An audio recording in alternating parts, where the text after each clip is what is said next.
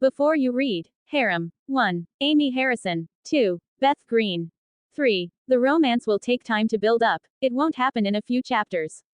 There will be some flirting and so on, but nothing too major for a while. MC's personality. Kind and protective, he will try to help those he cares about, but get on his bad side or threaten someone he cares about, and he won't hesitate to kill you. MC's skills. Exceptional speed and reflexes. Itachi is incredibly fast and agile, able to evade attacks and strike with precision. Close quarters combat. He is skilled in hand-to-hand combat and can easily counter physical attacks. Master of stealth. He can move like a ghost, making no sound. Exceptional eyesight. Will be revealed in the story slowly. Master of Kunai and Shuriken. Master of Bukijutsu. 23 comments 0 vote. Chapter 1. Meeting God revised. In a dark space, a ball of light floated aimlessly adrift. Around it, there was nothing but darkness. Slowly, the light began to take the shape of a human boy. Less than McPov greater than. Oh, you're finally awake. Took you long enough, little one. I slowly opened my eyes and saw an old man with a long white beard staring at me. Huh, where the hell am I? Who are you? What is this place? I fired off questions in rapid succession, completely disoriented. One moment, I was crying because Beth died, and the next, I'm in some weird cosmic void with an old man. This day just keeps getting better. I looked around. The place felt like an infinite void of darkness, only illuminated by what I guessed were stars.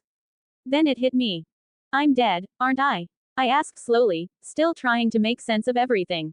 Well, I've read enough novels to know where this is going, I muttered, slowly calming down. The old man looked at me with amusement before replying. Yes and no. To put it simply, I pulled your soul here to grant you your wish. It took a few seconds to register what he meant. Shit, you don't mean.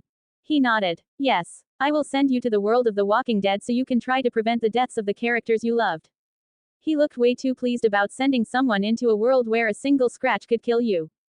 Is he crazy? I'm just a normal 17-year-old. I might know the plot, but all my survival skills come from video games. Okay, breathe, at least I'm not getting dropped into World War Z. I'd be back here in 2 minutes. Wait, do I get any wishes or anything? He nodded again, and I felt a bit of relief. Yes, but only one. I was kind of expecting 3, but one's better than nothing. Now I need to figure out in what way I will be reincarnated. First question, do I keep my memories? And when and where will I reincarnate? Will I start as a baby or? Please let me keep my memories. If not, I'll have to waste my wish on that. And if I forget everything, I'm not even me anymore. Yes, you'll retain all your memories. It wouldn't be fun otherwise. As for the second question, you'll awaken 3 days before Rick does from his coma, and you will start in Atlanta. Alright, not bad. Let's test the limits. I wish to have all the powers of Anos Voldigode. Go big or go home, right? The old man sighed. First, let me explain the rules. Oh no, no magic, no alien tech, no superpowers. You can only wish for simple things, immunity to the virus, peak human strength, mastery of martial arts, and so on. Alright, let's think this through carefully. Immunity sounds good, but what about bullets? Hordes. That won't help if I get surrounded and torn apart. Less than 20 minutes later greater than. I think I've got it. I wish to reincarnate as Itachi Uchiha, with all his combat knowledge and experience, but I still want to be myself. I don't want his personality influencing my thoughts or actions. Even without chakra or superhuman powers, his skills alone would be a huge asset. Stealth, combat, tactics, all essential in a zombie apocalypse. And honestly, I just love the character. I can grant that wish, but there will be some restrictions. Quote. That's fine, as long as it's not something dumb like blindness or a terminal illness. The old man hummed. Those will be removed. I'll even add a small bonus for you. I tried to ask what the bonus was, but before I could say anything, the world spun, and everything went black. Less than in Atlanta greater than. I snapped my eyes open and looked around the room. It was a simple bedroom, closet, table, and not much else. Like a simple dorm room. I got out of bed and pulled the curtains aside slowly, not wanting to be seen. Outside, 2 walkers were just standing there. One had its guts hanging out. From what I could see, I was on the 3rd floor of some apartment complex. Normally, just seeing that would have sent me into a panic, but I felt nothing. Just calm. That's another reason I chose Itachi, his mental strength. Alright, first things first, food, water, weapons. I moved away from the window and started searching the room. Under the bed, I found a backpack with some basic survival supplies, canned food, chocolate protein bars, 5 bottles of water, a med kit, a sleeping bag, and some clothes. A small tent was attached to the side. I muttered under my breath, not bad. At least I didn't start with nothing. I opened the closet and found something even better, an Anbu uniform, a sword, a pouch with kunai and shuriken, and a coil of steel wire. Less than image here greater than. Now this was a nice surprise. It wouldn't do much against bullets, but the arm guards could help against bites. Only thing missing was the mask. I geared up and looked around. Why is there no mirror in the room? Isn't that a standard reincarnation trope?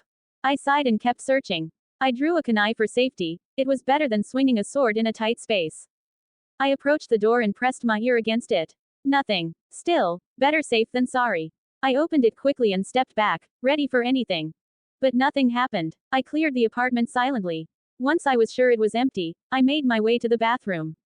That's when I finally saw it, my reflection. Holy shit. It wasn't my face that surprised me, it was my eyes. Blood red. Like the Sharingan, but with no tomo. Just plain red. Did I get the dollar store Sharingan? Well, if it does something besides looking cool, I'll take it. Looking closer, I resembled Itachi in his teens. Probably around my real age, 17. No stress lines. No dark circles. But enough of that. Time to check everything I've got, and figure out which part of the city I'm in.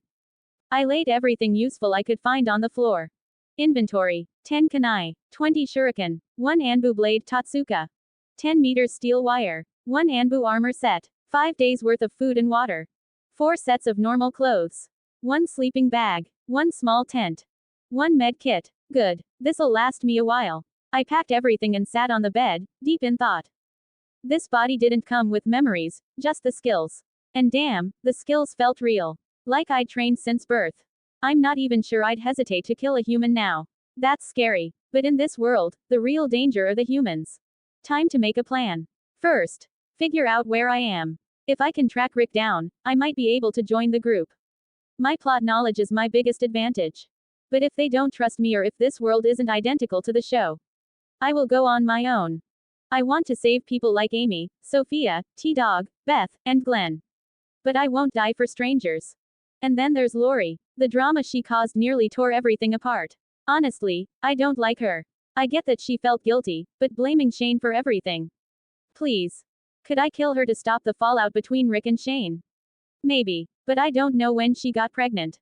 The child's innocent. And I'm not a monster. Still, if she survives the birth and keeps trying to tear the group apart, well, accidents happen. Second, do I change the plot? Hell yes. I'm not just gonna sit back and let people die. If I want to save someone, I will, even if it throws the whole story off. Well, time to move out. I need to find a map of the city and figure out roughly where Rick will show up. From there, I can track them down by the sound of the gunshots. I grabbed my gear, opened the front door slowly, and stepped into the hallway. Growling. To the left, I crept to the corner and peeked. 2 walkers. One stood in front of the staircase. I threw 2 shuriken at their heads, no effect. They barely flinched. Guess the walkers are still fresh, their skulls haven't softened yet. The shuriken didn't penetrate deep enough to hit the brain. I followed up with 2 kunai. Both dropped. Okay, shuriken for humans. Kunai for walkers. I retrieved my weapons and kept moving. I cleared each floor methodically, killing every walker the first came across. After 20 minutes, I locked the front door and grinned. What, you think I'd leave already? There are dozens of apartments here, full of supplies. First, I needed something to help me open locked doors. After some searching, I found a small toolbox in the janitor's closet. Perfect. I grabbed it and headed to the nearest apartment. Using one of the tools, I picked the lock, then opened the door slowly. I knocked 3 times and waited. Nothing. I stepped inside with a kunai drawn, just in case. I found some food, which I took, but what I really needed was medicine, and a map. I avoided overloading my backpack. Too much weight would only slow me down. Then I repeated the process in every apartment, clearing them one by one. Any walker the first came across didn't last long. Hours later, finally, a map of the city. Took all day. Quote. I sat down, studying it. Interstate 85. That's the one Rick took. I wasn't as far as I thought. Good. If I'm lucky, I'll hear his gunfire when it starts. I packed up, ate a quick meal, and shoved the refrigerator against the front door before lying down to sleep. If you find any spelling mistakes, please comment so I can fix them. And if you have any ideas for the story or any criticisms, please leave a comment or a review smiley face. Thank you for reading. Have a nice day. 1_amethyst_1 creators, thoughts. 26 comments 0 vote. Chapter 2. Meeting Rick Grimes. In the next few days, I went around each apartment and put everything I could use to separate backpacks and duffel bags. I decided to put everything I couldn't carry in my room if I decide to come back. The maximum I'm willing to take is the backpack and one duffel bag anymore, and I would have a hard time fighting. While I was putting my gear on, I heard gunshots. Looks like the main character is finally here. I smile and take my backpack and one duffel bag with me before leaving. While running out, I closed every door I could so that if I needed to come back, it wouldn't be overrun by walkers. Exiting the building, I spot a couple of walkers in front of me. Taking out my sword, I quickly cut their heads in half. After a couple more minutes, the gunshots stop. He probably already got into the tank. I don't have much time. I need to get to the alleyway where he meets Glenn before this whole place gets overrun. I run, avoiding the main streets where the majority of the walkers should be. While running, I hear shooting again, not too far away. When I run out to the main road, I turn to the left and I see at least 50 walkers going straight to the sound of the gunshots. Shit, he's right in front of me. I need to get past them to meet him. A devil's smile appears on my face as I crouch down holding my sword. I launch full speed ahead, and some try to turn around, but before they can even see me, their heads go flying. I ran past the small gaps they had left behind, rapidly killing what was right in front of me. One walker tried to grab me from my right while I was mid-swing to the one right in front of me. My eyes narrow down, my vision grows sharper, and time feels like it's slowing down. I loosen the grip on my sword, my left hand going to the kunai I have on my leg. When the sword meets the walker's head, I let go, spinning around with my kunai in hand, slicing his face horizontally. I complete the 360 spin, grabbing my sword from the still falling walker's head. Less than Rick Pov greater than. I was running for my life, shooting the walkers that got too close. And I see a boy no older than 20 wearing some kind of strange gear running to me, slicing and killing everything that was right in front of him. And then the impossible happened. A walker was about to get him. I tried to raise my gun and shoot the walker to help the kid somehow. But before I could even process what happened, he killed both of them without even stopping. The first one didn't even have time to fall. Over here, I yell, trying to get the kid's attention. Less than MC Pov greater than. I heard someone yelling. I looked a bit to the side and saw Rick. Thank God I made it. I seriously didn't want to go to the woods searching for the camp. I quickly ran to the alley where I see him waving. When I got there, I saw Glenn waving and yelling at us. Come on, faster. Glenn was yelling and running to the ladder next to the wall. He started climbing up first, and Rick was right behind him. Killing 2 more walkers, I started following them. When we climbed up, they started catching their breath, and then Glenn spoke. Nice move there, Clint Eastwood, you're the new sheriff, come riding in to clean up the town. And you are one crazy kid. Instead of running away from the geeks, you just rush straight at them, Glenn spoke while trying to catch his breath. Itachi Uchiha, I look at him and say with my stoic face. Glenn Ree, and what about you, cowboy? Wanted more viewers for your riding competition by firing that gun here or what? He then looks at Rick. That wasn't my intention, Rick says, still trying to catch his breath. Yeah, whatever, yeehaw, you're still a dumbass, Glenn says. Rick, thanks. Rick holds his hand for a handshake with Glenn. I don't want to ruin your moment, but I think we should get going, I say while looking over the railing. Then look at me before looking over the railing, and see a horde of walkers trying to climb up.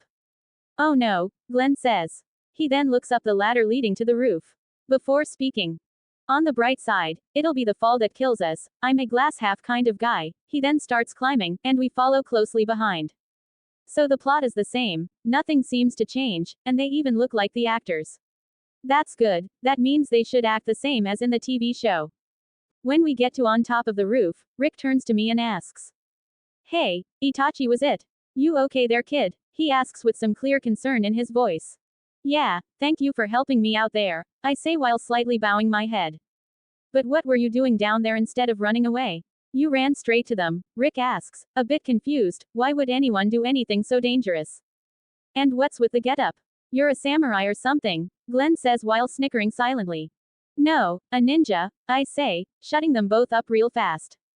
Wait, for real? He turns around to fully face me, disbelief written on his face. Yes, it is a family tradition to start training their kids at the age of 6. I speak again in an even voice.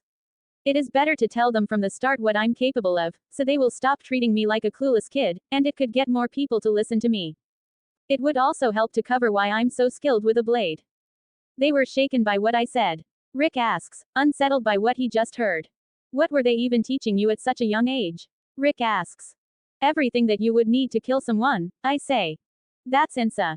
Nay, Glenn speaks stuttering a bit. Good, I think they're buying it. It also helps that they saw me killing my trough walkers. But that's what helped me survive in this world, I say, and I can see that Glenn was even a bit afraid of me now, which is not good if I want to integrate into their group. Both of them were so caught up in their thoughts. Rick didn't even ask about who barricaded the alley or why Glenn decided to risk himself to save him. After a couple of seconds, they composed themselves before Glenn took a radio and started speaking to it. I'm back, got guests, plus 4 geeks in the alley. We walk down the staircase, and we can see 2 walkers turning to us. Then behind them door swings open and 2 people run out carrying baseball bats with helmets and some type of protective gear on them.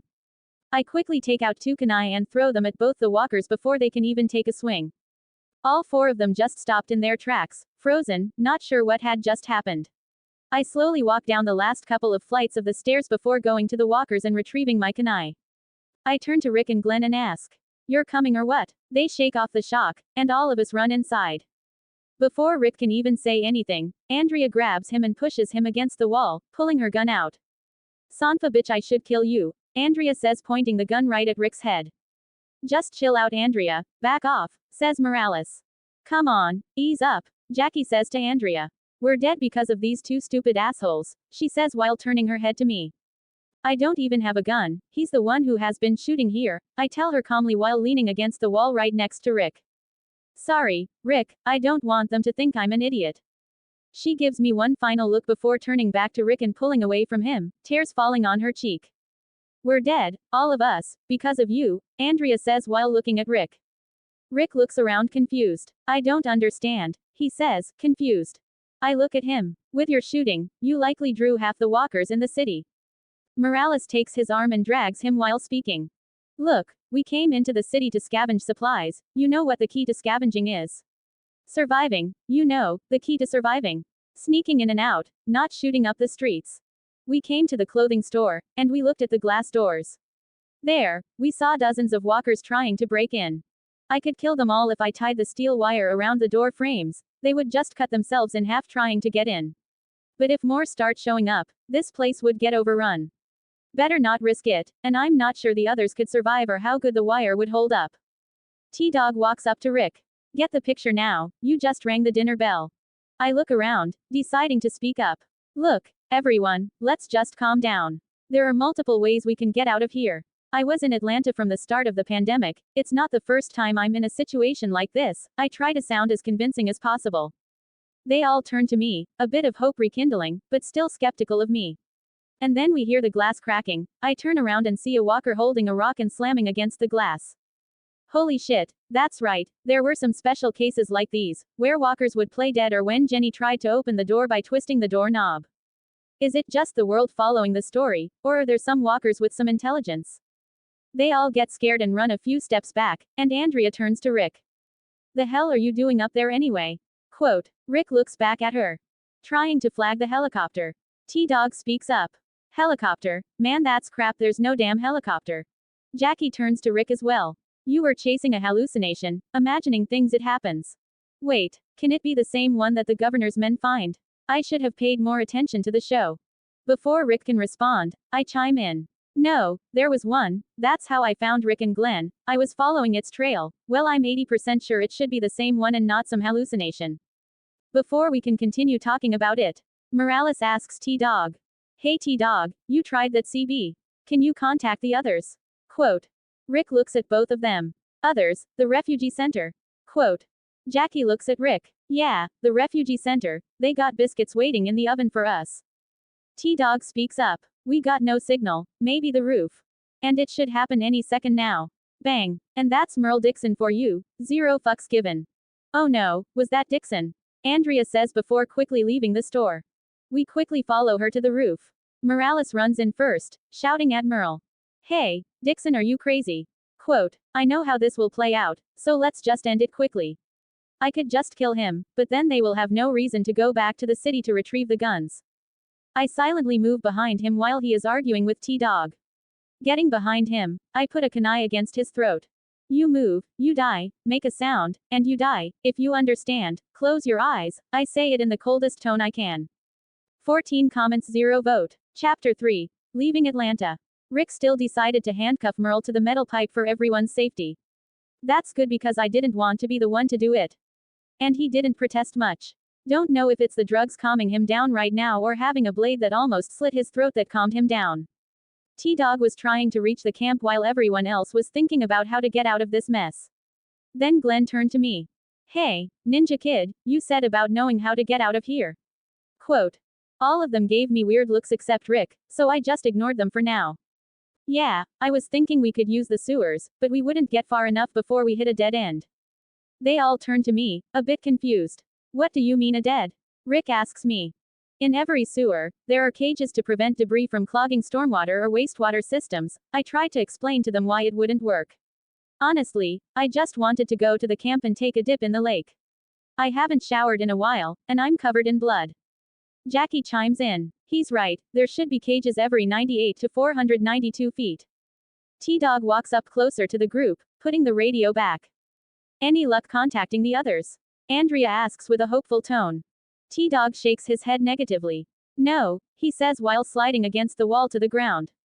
There is another way, I say slowly. When I can see that everyone is listening, I continue. Walker detects us using all their senses just like a human, that includes smell. We can cover ourselves with their guts and mimic their movements, we should be able to walk right past them. Rick takes binoculars and looks around the street. That construction site, those trucks, they always keep trucks on hand, Rick says before giving me binoculars so I could see. Morales to everyone. What? You can't be seriously considering it. Quote. Rick looks back at Morales. We don't have much time. Those doors won't hold much longer. This might be our only way out. Everyone heads down to the clothing store, ignoring Merle as he shouts at everyone to let him go. When we enter the store, we can see that the first set of doors are already broken. Rick goes to grab some gloves and clothes. If bad ideas were an Olympic event, this would take the gold, says Glenn, holding the gloves Rick gave him. I'm coming with you, I say, looking Rick in the eyes. He shakes his head. No, you're just a kid, you shouldn't be risking your life like that, says Rick, then gesturing to Glenn. Glenn and I will go when we make it back. Be ready. To that, I just nodded. I didn't have any reason to protest. Not getting covered in body parts sounded good as well. We go back to the alleyway and drag two dead walkers inside. Rick tries to open the walker's stomach but stops mid-swing. He kneeled next to the corpse, took out the walker's wallet, and told about everything he found inside. Then Glenn looks at the wallet as well. He's an organ donor, he says, and I barely managed to contain my smile while looking at him. Everyone started looking at Glenn weirdly, but you gotta appreciate him trying to calm everyone down. After a pause, Rick takes a swing at the stomach, spilling blood everywhere, and everyone tries to look away, and this even manages to get a reaction from me. Guess knowing that he was actually alive and maybe had a family didn't make it any easier. When Rick was done, we started covering him and Glenn with the walker's blood and guts, or should I call him Wayne now that I know his name? I shake my head, getting rid of the depressing thoughts, and focus on the job.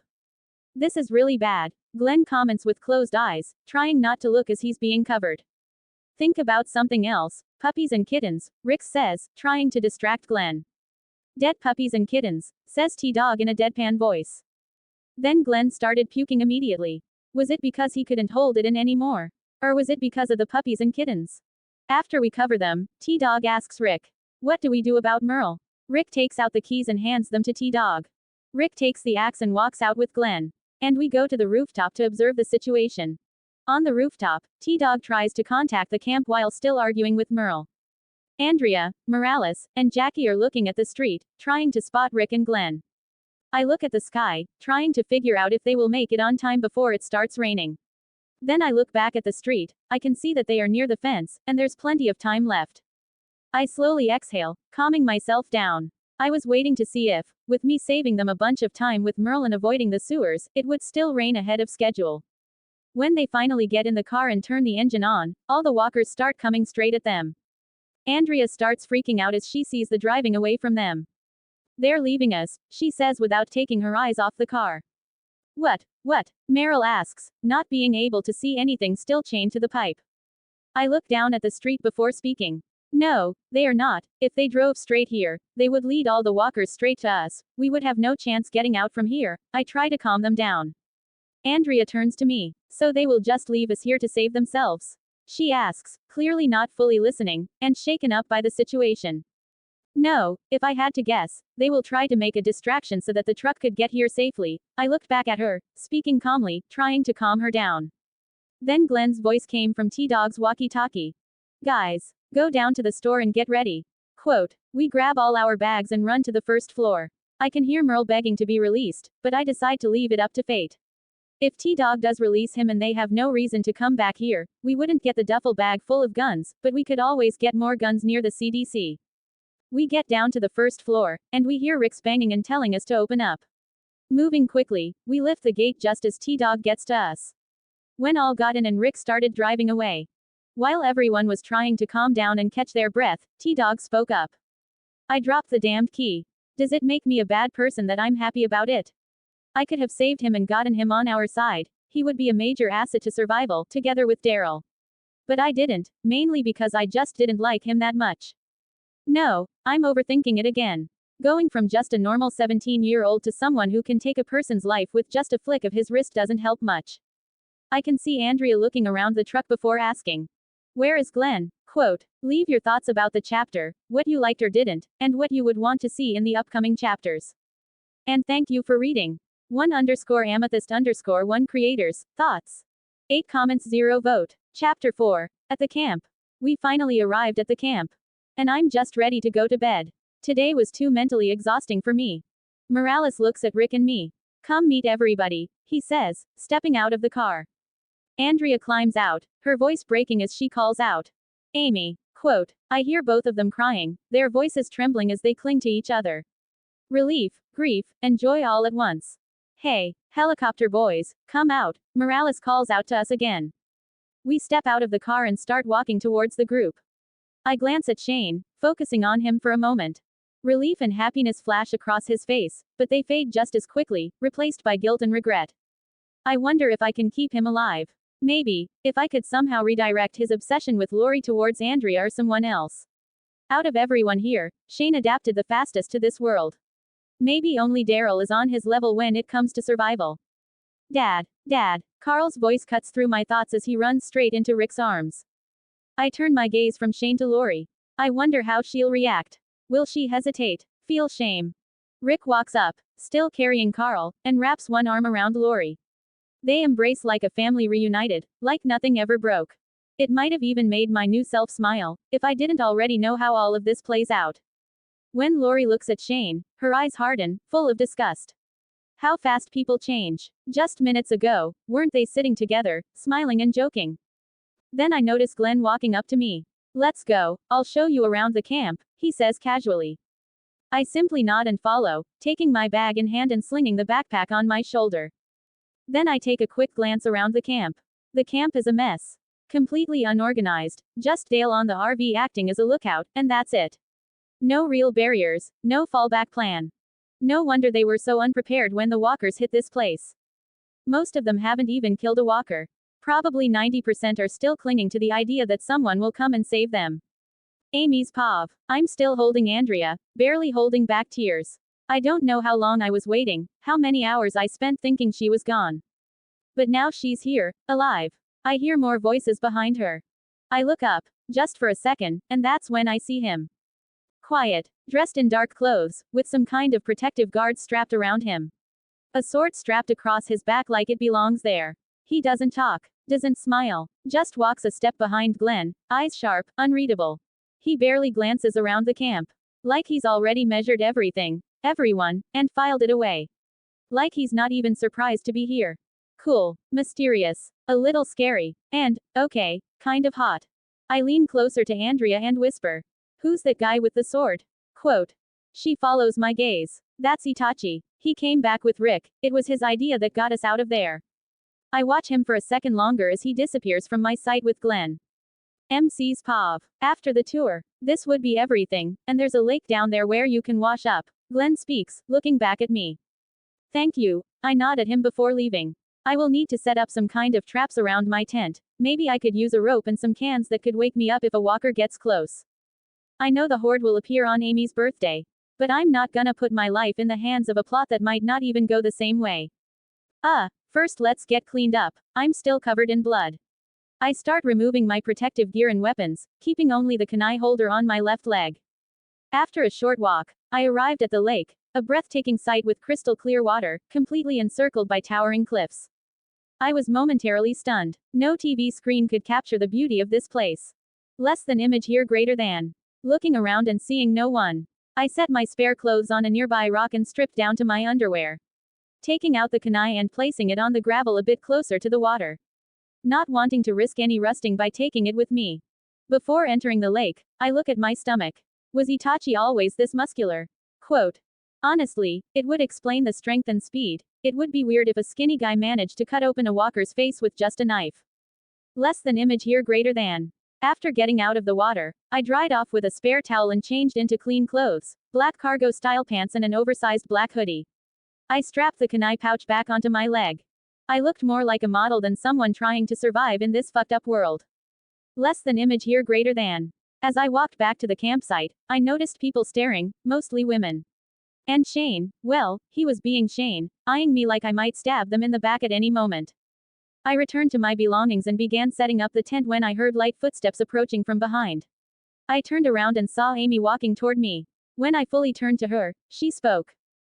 I just wanted to let you know that we'll all be having dinner by the campfire in about 2 hours, Amy said, clearly nervous, a faint blush coloring her cheeks. Thanks, I'll be there once I finish setting everything up, I replied with a small smile. I'm Itachi, by the way. Nice to meet you. I reached out my hand for a handshake. She took it, her fingers a little shaky. Oh, right, I'm Amy. And thank you so much for helping my sister. I don't know what I'd have done if I lost her, she said, her voice full of honest gratitude. I smiled and shook my head. No thanks needed. It was Rick and Glenn who risked their lives to get us out. Yes, but Andrea told me that without your idea, they'd still be stuck there, maybe even dead, she added, her voice trembling slightly. There was a moment of silence before she suddenly perked up. How about I show you around the camp and introduce you to everyone? She offered, clearly trying to shift the mood. Sure, I'll find you when I'm done here, okay. Quote. She smiled warmly. Yeah, take your time. I'll be hanging out by the RV, she said happily, her excitement obvious. I nodded, a small smile tugging at my lips as I caught her enthusiasm. Once she walked away, I turned back to my tent. I could already see what she was after. Was she in love with me? No way. More like curious. I'm probably the only guy around her age in this camp, not to mention, she has no idea I'm only 17. And not to sound cocky, but I'm pretty damn good looking. That's what happens when you take a cool 2D character and drop him into the real world. Romance can wait. I've got bigger things to deal with right now. Plus, I'm kind of afraid of getting too emotionally attached. But deep down, I know it's only a matter of time before it happens. A little while later, I finished setting up the tent and rigged a simple alarm system around it. Granted, it was just some cans tied to a rope, but it should do the trick. Walkers are too dumb to step over it or duck under. I lay down on my sleeping bag to rest for a bit, my mind drifting to what I needed to do next. After 10 minutes, let's get one thing straight. I won't kill anyone who's innocent or harmless. But if someone threatens my life, I narrow my eyes, voice cold. I'll take them out without mercy. Quote. For now, I'll try to set Shane straight. If that doesn't work, lips tightening, I'll leave him to Rick. Next, I need to make myself a pillar in the group, someone they can rely on. If they trust me, they'll be more likely to listen to me despite my age. The CDC is a must. Weapons, supplies, and maybe even a doctor.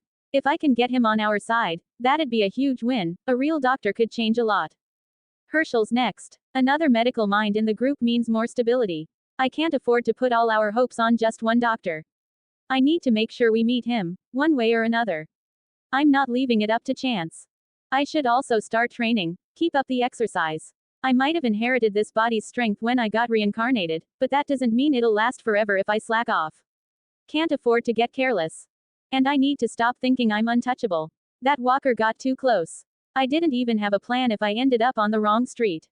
I just rushed to a swarm of them. I've become too overconfident since getting reincarnated. Now that I think about it, what happened back there? I mutter to myself quietly. It was like everything slowed down. I could see every little movement, crystal clear. Could it have been my red eyes? Quote. Wait. I pause, frowning. Isn't it weird how Amy didn't even react to them? No flinch, no curiosity, not even a second glance. Like it was the most normal thing in the world. Quote. I sit up, reach for my sword, and unsheath it just enough to catch my reflection in the blade. My eyes are black. Quote. What the hell? I stare. Weren't they permanently red? Quote. Maybe it's like the Sharingan, maybe I have to activate it somehow. Quote. I narrow my eyes at the reflection, watching for even the slightest change. But then why were they red in the apartment? I hadn't done anything yet. No fighting, no danger. Just woke up, looked in the mirror, and there they were.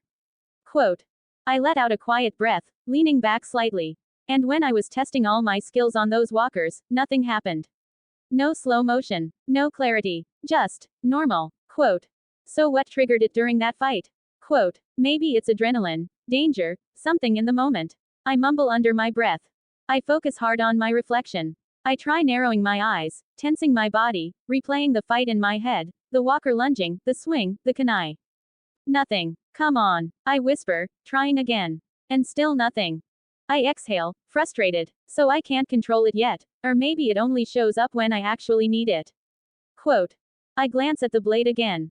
Black eyes stare back. I slowly slide the sword fully into its sheath and lie back, eyes on the tent ceiling. This can't be a hallucination. There's no way I went crazy in the first few minutes in a new world. Quote. And that God did say he'd give me a gift before sending me here. Quote. Oh God, I just hope this doesn't work like the Mangekyo Sharingan and ends up turning me blind. Quote. Author's note. Hello everyone. Hope you enjoyed the chapter. Please tell me what you thought about the chapter. Did Amy's and Itachi's conversation seem real and realistic? And if you find any mistakes, please comment. I will try to fix it on a later date. Closing parenthesis. 17 comments 0 vote. Chapter 5. At the camp part 2. I stand up, deciding not to worry about it for now. I'll need to figure out how to even activate it before stressing over side effects. One step at a time. I should get going to the RV and meet up with Amy, like I promised. She came all the way over here just to invite me, it'd be rude to keep her waiting. I walk over to the RV, my steps quiet. And I see Amy standing near the side, chatting with Dale, who's usually up top, keeping watch. She laughs at something he says, her posture relaxed, comfortable. There's a softness to her, not in a weak way, more like, unspoiled by everything out there. They both notice me approaching. Amy turns first. Hey, she says, smiling. Good timing. Quote. I said I'd find you when I was done. I nod slightly, a small smile trying to make its way up my face. I stopped walking when I was a few feet away from her and Dale. Dale looks at me with a calm, polite smile, gentle even. But his eyes linger, just for a second. Not in suspicion, more like quiet curiosity. You must be the quiet one Andrea mentioned, Dale says with a small smile. Itachi, right, quote. That's right. I give him a respectful nod. Amy glances between us, then steps in quickly. I was just telling Dale I'd introduce you to everyone. Figured it might help, quote. She turns toward Dale, motioning slightly. This is Dale, by the way. He's kind of the camp's lookout, always up top watching over everyone. Quote. Dale offers a warm smile and extends his hand. Nice to meet you. Glenn and Andrea mentioned that you helped them out in the city. I don't know what would have happened if you hadn't. We're grateful for that, quote. I simply nod and accept the handshake. Amy gestures for me to follow her as we step away from the RV. So, she starts, glancing at me sideways. Andrea didn't say much, but she said you stayed calm the whole time. Like, scarily calm. I stay quiet for a second. Is that how you always are? Or were you just not afraid? Quote. Fear doesn't help, I say, keeping my voice even. That's kind of intense, she says quietly, her voice lower now. I guess I wish I could stay that calm. I'm not really the brave type. When things go bad, I kind of lose my head. Quote. It helps, I reply simply, then glance her way. Staying calm keeps your mind sharp. Lets you make choices instead of just reacting. It's not easy, but you can train yourself to stay steady, little by little. Quote. She doesn't respond right away. Just walks beside me, quiet, like she's trying to absorb the words. Maybe even wondering if she could really do that, train herself, change. That's what most people have to do. Train, struggle, adapt. Me, I skipped the hard part. One wish, and I stepped into a body built for this world. No fear, no hesitation. I'm not complaining. This is why I chose someone with high mental strength. And it's the reason I'm still alive. She finally speaks again, her voice a little softer this time. You carry yourself differently, she says. A pause, then. Not like Daryl or Shane, they're rough, sure, but you. I don't know. It's like none of this really shakes you. Quote. I stay silent. She glances at me, then looks forward again a little embarrassed. But not retreating. Her curiosity lingers in her voice when she speaks again. That probably sounded way more dramatic than I meant. Just forget it. It didn't. I reply. I've been trained to keep calm. Quote. She looks back at me, intrigued. Trained? Like military? She asks. Something like that, I say, and let the smallest smile tug at the corner of my mouth. It catches her off guard. She blinks, then smiles back. You don't look old enough to be ex-military. Quote. I started young. Quote. That's not ominous at all, she says with a nervous laugh, clearly not sure if she's joking or not. I glance at her, just enough to show I'm not offended. Maybe even a little amused. So, where are you from? You don't really look American, and your name, Itachi, it doesn't sound local. Quote. I was born in Japan. Moved to the US when I was 10. Quote. That's actually really cool. I've never met anyone from Japan before. Quote. I guess I kind of stand out, I say with a faint smile, my tone lighter than before. She shrugs, a soft smile on her face. A little. Quote. Then she adds, like she doesn't want me to take it the wrong way. But not in a bad way. Quote. I don't answer. Just walk beside her, letting the quiet settle. After a beat, she bumps her shoulder gently against mine. You don't talk much, do you? Quote. Only when it matters. Quote. She grins. Well, I'll take what I can get. Quote. I let out a small, barely audible laugh, more breath than sound, but it's there. We're nearly at the fire pit now. I hear Jackie's voice, then T-Dog's low laugh. Don't worry. They're nice. You'll like them. She says, not realizing or just forgetting that I came here with them. Jackie looks away from T-Dog, offering a small smile. T-Dog glances over too, wiping his hands off on his jeans, probably just finished placing some logs to get the fire going. You settling in all right? Jackie asks. Trying to, I say. As much as anyone can in a place with no walls. I don't say it with judgment, just fact. Still, I hope the message slips through. They're too relaxed here. In one bad night, this whole place manages to fall apart. Amy glances between me and the others. Wait, right, you all arrived together. I totally forgot, she says, a little embarrassed, not quite catching the meaning behind my words. Quote. I nod once. Easy to forget. You had a lot on your mind. My voice is calm, a little softer. She looked so relieved when Andrea ran into her arms like the weight of the world had dropped off her shoulders. She gives a sheepish smile, brushing her hair back. Yeah, I guess I did. Quote. Jackie smirks knowingly before answering my previous statement. We don't go far. Stick close to the quarry, stay out of the city. No walkers have made it down here so far, so, it's been safe enough. Quote. Maybe. But safe today doesn't mean safe tomorrow, I say slowly, trying to plant the seeds of doubt. Getting too comfortable, that's when it hits the hardest. Quote. Jackie lets out a tired breath, then gives a worn-out smile. Fair enough. But most people here, they just want to breathe. Even if it's only for a day. Quote. T-Dog nods, his voice low. Ain't much peace left in the world. You take what you can get. Quote. I nod once. I understand. But I also know, this world doesn't give you peace unless you fight for it. A brief silence hangs between us, only broken by the low crackle of sticks catching fire. T-Dog finally got the flames going. Amy shifts beside me, then lets out a soft breath, like she's trying to lift the heaviness in the air. Well, that got serious, she says with a small grin, trying to ease the mood. She hesitates for a second, then adds with a lighter tone. Guess there's no need to introduce you to Morales, Quote. Yeah, but we didn't talk much. Quote. That makes two of us, honestly. She chuckles softly. T-Dog stirs the fire a little, nudging a few sticks into place. Grab a seat if you want, man. Food ain't far off now, he says, giving me a friendly nod and a half smile that's more habit than warmth. I glance at Amy, waiting to see what she thinks. She meets my eyes before answering. Actually, I just realized I left my hoodie at the RV, she says quickly, half turning already. Mind walking with me? It's getting kinda cold. Quote. Sure, I reply simply. We'll be right back, she adds over her shoulder to T-Dog and Jackie. No rush, T-Dog replies, laughing a bit with Jackie as they settle in by the fire. Amy and I walk a little further away, the light from the flames flickering behind us. She stays quiet for a few moments before speaking. I didn't really get to introduce you to anyone, huh? She says, a bit sheepishly, like she's realizing it just now. Sorry about that, I was kinda distracted. Quote. She says it in an apologetic tone, hands slipping behind her back as she fidgets lightly with her fingers. But now that the fire's going, everyone'll start gathering soon. It's a good chance to talk, meet people. Quote. Her eyes brighten a little, voice lighter now. I think they'll like you. Quote.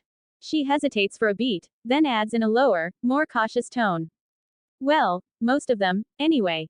Just maybe steer clear of Ed. He's not exactly family friendly. Quote.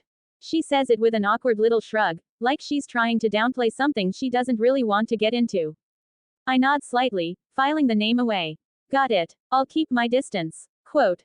My voice is calm, nonchalant, but in my head, something clicks. She gives a small nod back, relieved I don't ask more.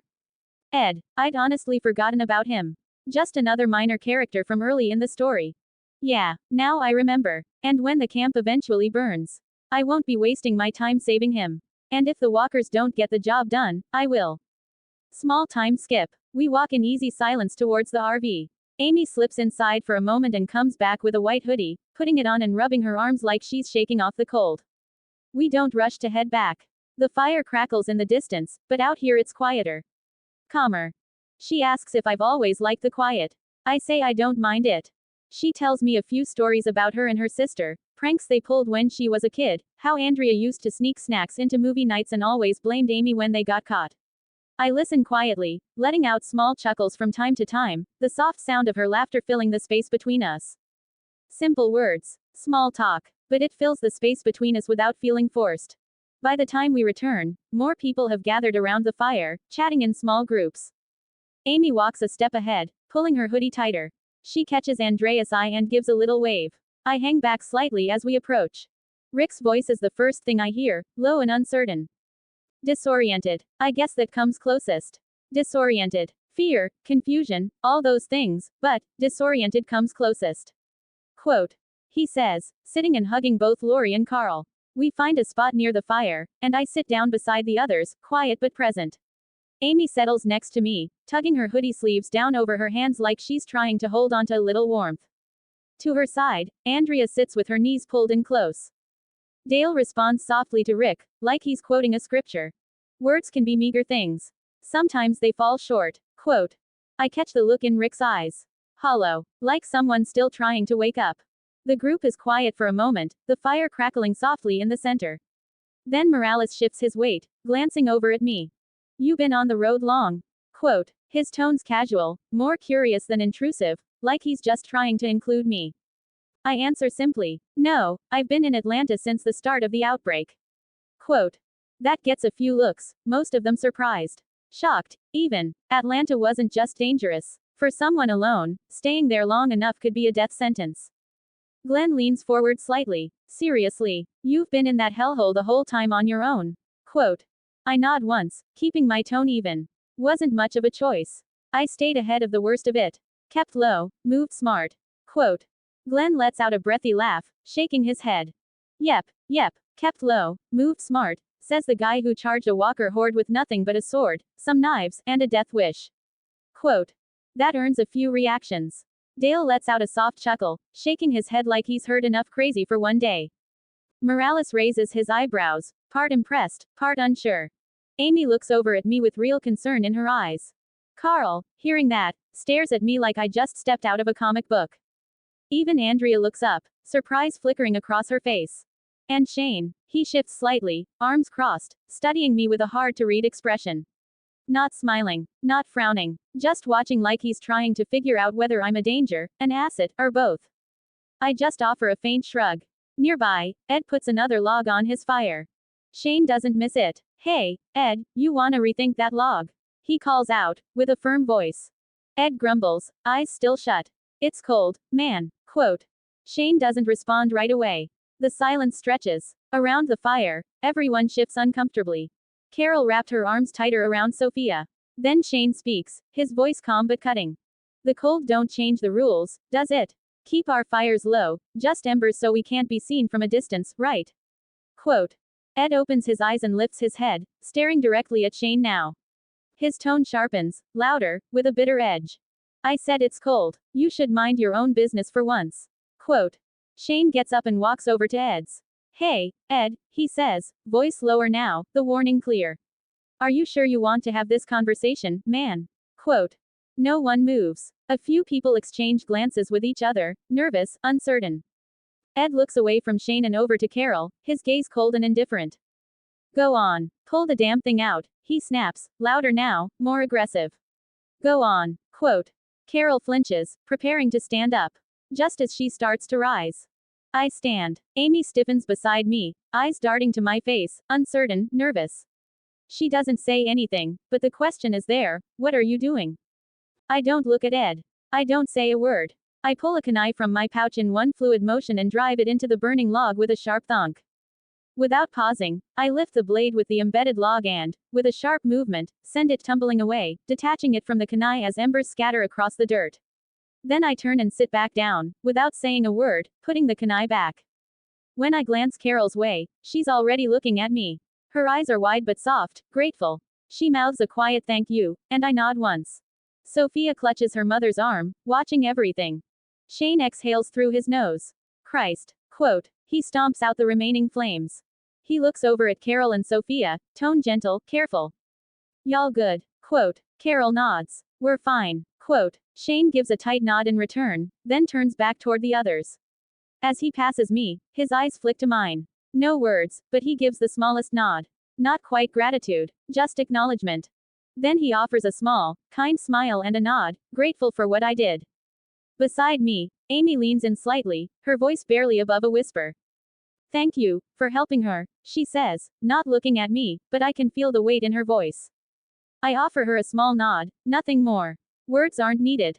Across the camp, Shane finishes his quiet check-in with Carol and Sophia, then walks back to the others.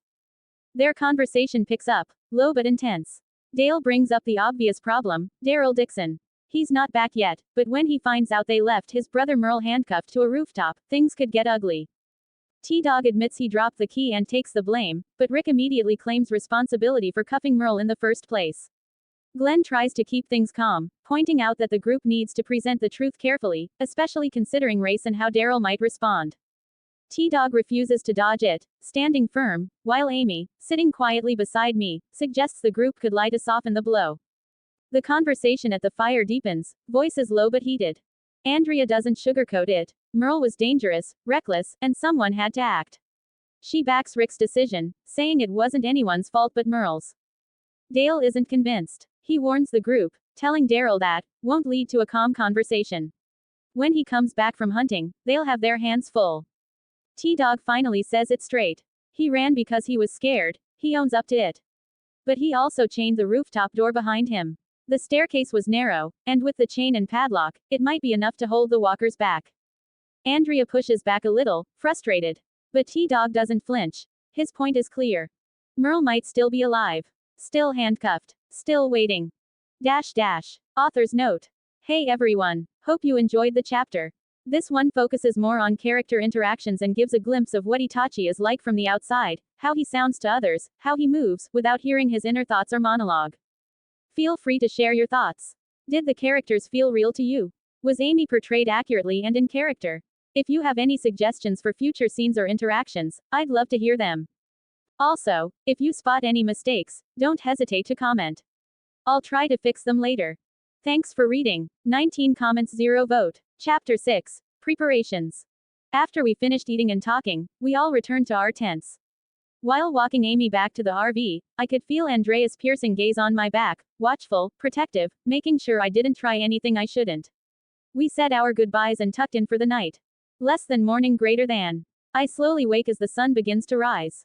For a moment, I stay still in my sleeping bag, staring up at the ceiling of the tent, listening to the quiet. Then, finally, I sit up and decide to get moving. There's a long day ahead of me. I want to make use of the time. If I'm going to keep dealing with walkers, I'll need something that won't risk dulling my weapons. Simple wooden Senbon. Something disposable should work for now. Stepping out of my tent, I start looking around for what I need. Solid branches, smooth enough to carve, strong enough to pierce the head. Theoretically, it should work against walkers. Their heads are softer than a human's, rotted, softer. A well-placed shot should be enough to pierce the skull. While I search the camp for suitable wood, my mind drifts to a different problem: guns. I still need to get one. A simple handgun would do. It's not about relying on it, just having options. The piercing power alone makes it useful. Or when I need to take someone out from a distance, a place where I can't retrieve my shuriken or kunai. Or when using a kunai or shuriken isn't practical. I could try asking Rick. For one, when he gets his bag back. But he probably won't hand one over, not when I don't even know how to use it properly. I'd need to ask about learning first. Hitting a target, that shouldn't be too hard for me. My aim's already inhuman. But a gun isn't just about aim. I'd need to know how to take it apart, clean it, put it back together before he'd trust me enough to carry my own. I could lie and say I've fired guns before, that I'm just unfamiliar with the maintenance. But that's not the priority right now. Before then, we shouldn't run into any other people, and if we do, I shouldn't have a problem handling them.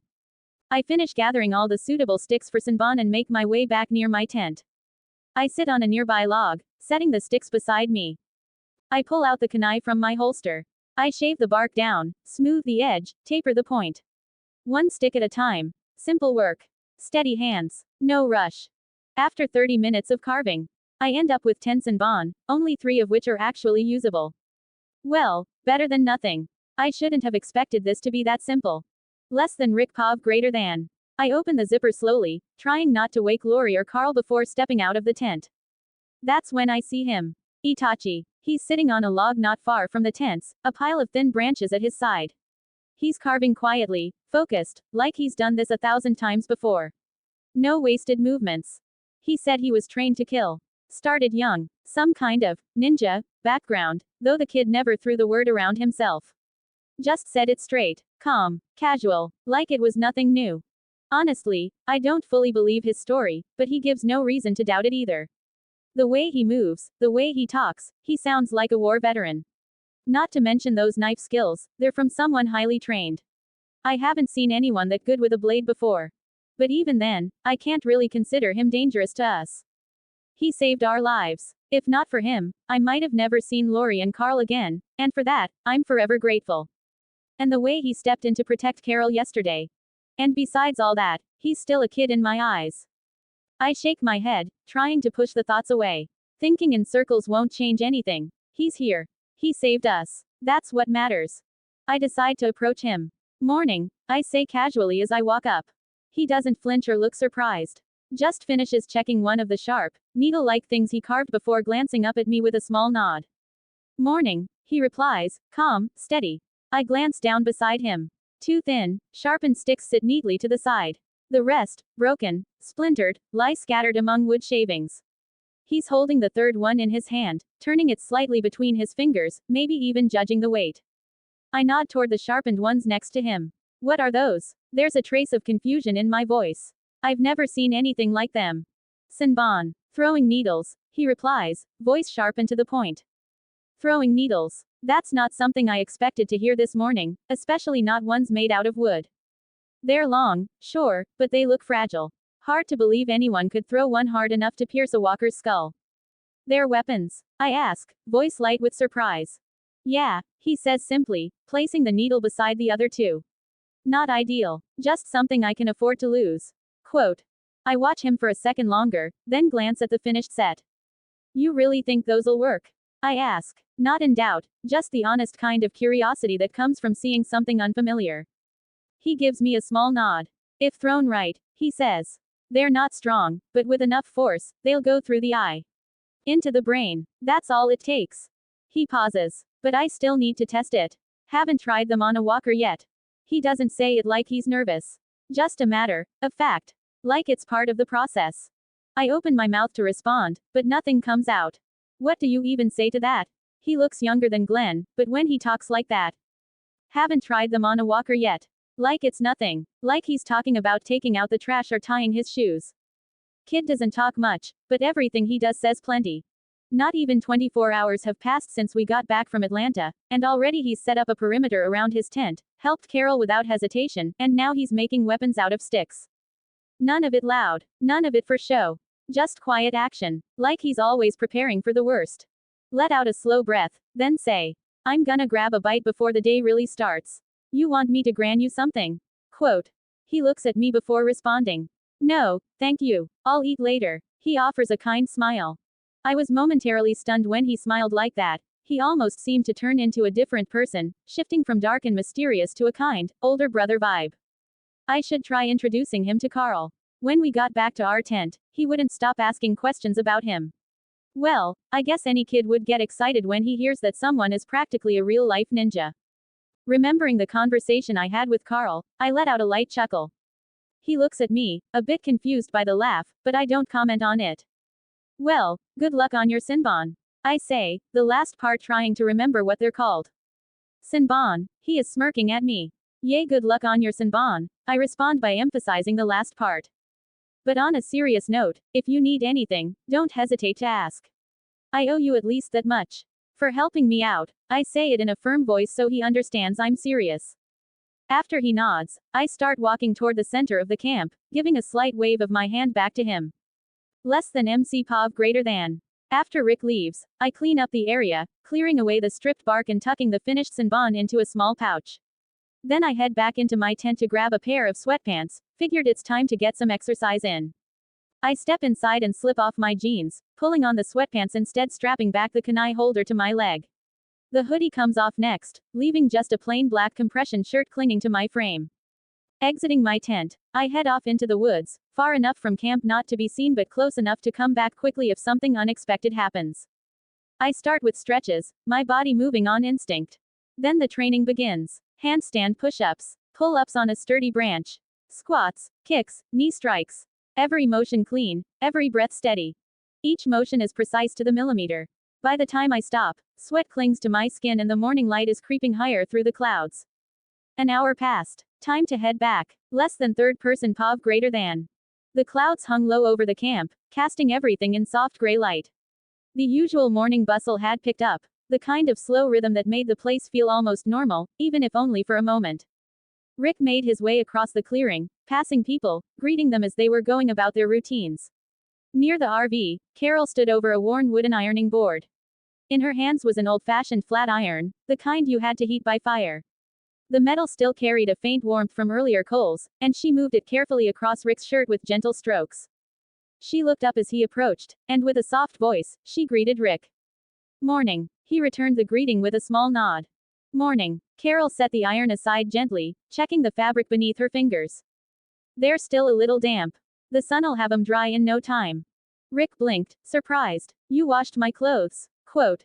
Well, best we could, she replied with a half smile. Scrubbing on a washboard ain't half as good as my old Maytag back home. Rick responds. That's very kind. Thank you. She gave a small nod and went back to her task. Not far from them, Glenn stood near his car, arms crossed and eyes narrowed.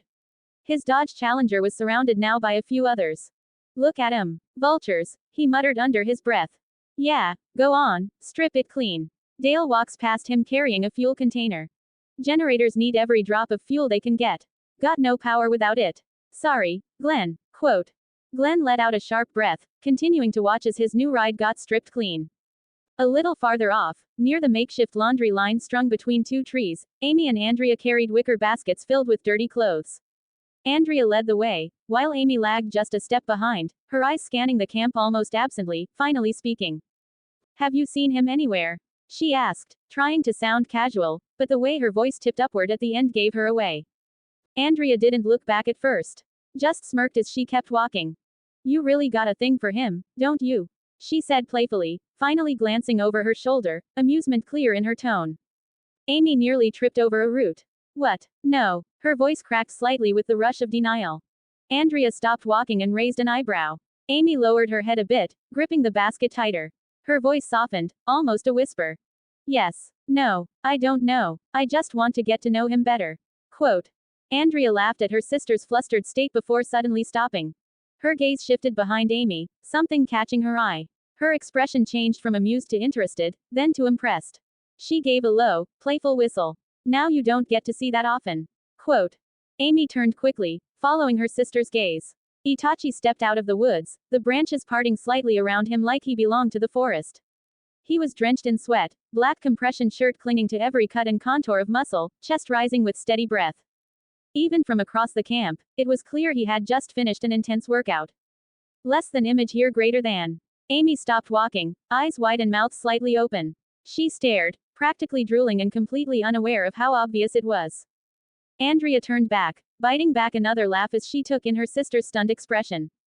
Easy there, Romeo. You're gonna catch flies. Quote. Less than MC Pav greater than. As I stepped out from the trees, I caught sight of the camp shifting into motion. Morning routines. Rick talking to Carol near a makeshift ironing board. Glenn grumbling while looking at his car while Morales and Jim are scraping it. Then I noticed Amy standing next to Andrea. She expressed somewhere between surprise and something else. It was subtle, but noticeable, like she'd been caught staring and didn't know how to recover. Andrea stood beside her, trying to suppress a grin. That's when I noticed what they were holding. Wicker laundry baskets. Full. Looked like they were heading towards the lake. I started walking towards them. Andrea raised a brow. Amy quickly looked away, fumbling slightly with her grip on the basket. You're going to wash the clothes? I asked, keeping my tone neutral. Amy nodded. Yeah, down by the lake. Quote. Mind if I join you? I've got a few things that need to be washed as well. I asked politely. Sure, we don't mind, she responded quickly, voice a little too high. She cleared her throat, trying to compose herself. Andrea just watched, finally deciding to speak up as well. In the camp, women handle the washing, cooking, and cleaning, she said with some bitterness in her voice. You can just bring your clothes to us, and we'll take care of them. Quote.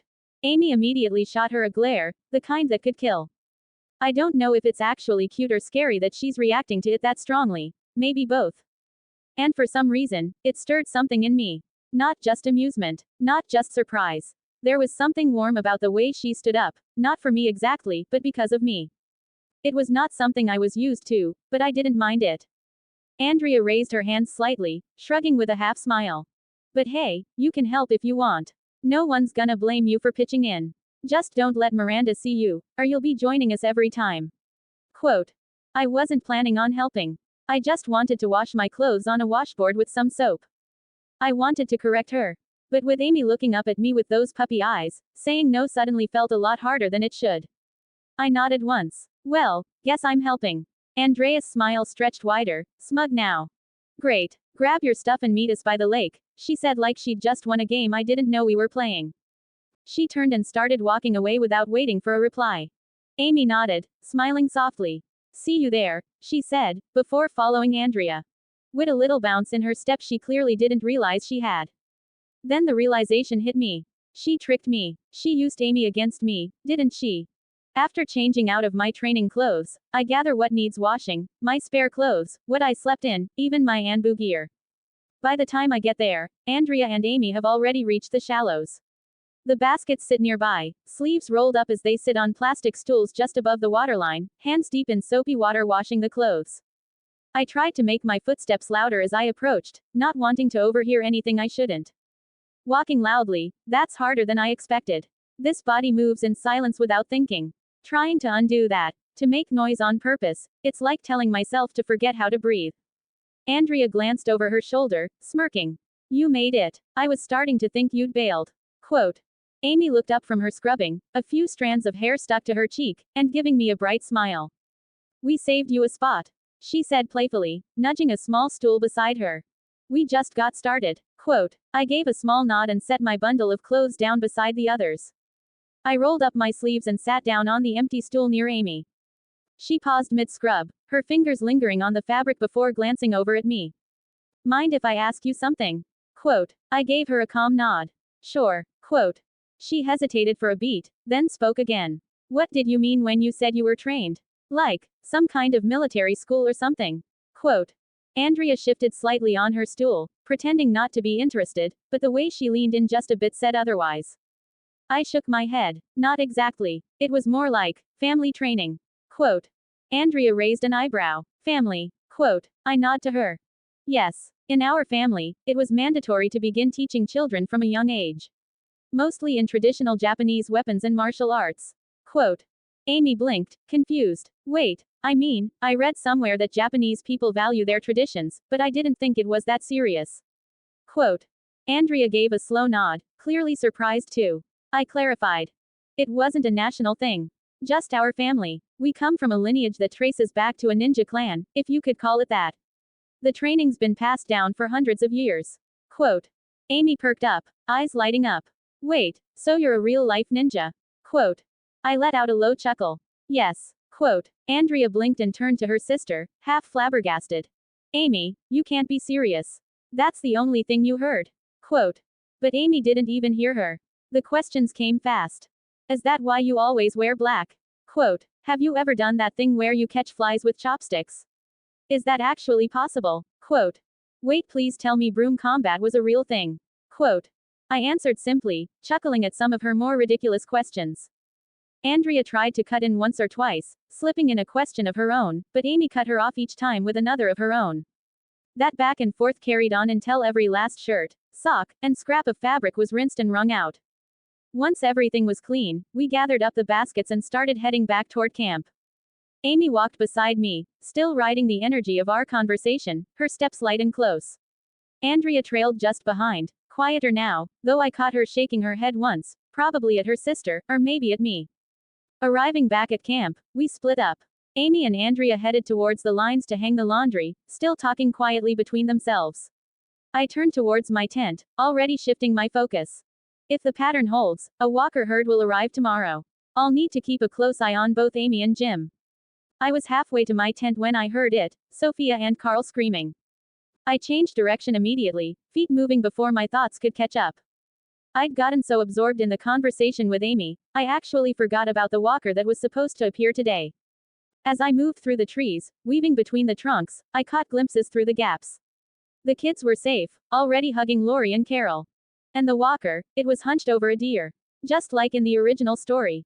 I slowed my pace, approaching carefully as the others began to surround it, Rick, Shane, Glenn, and a few others. Weapons raised, voices tight.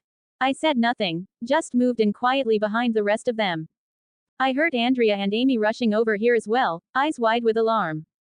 Amy's pace faltered as she caught sight of the scene, figures closing in on the walker, blood smeared in the grass.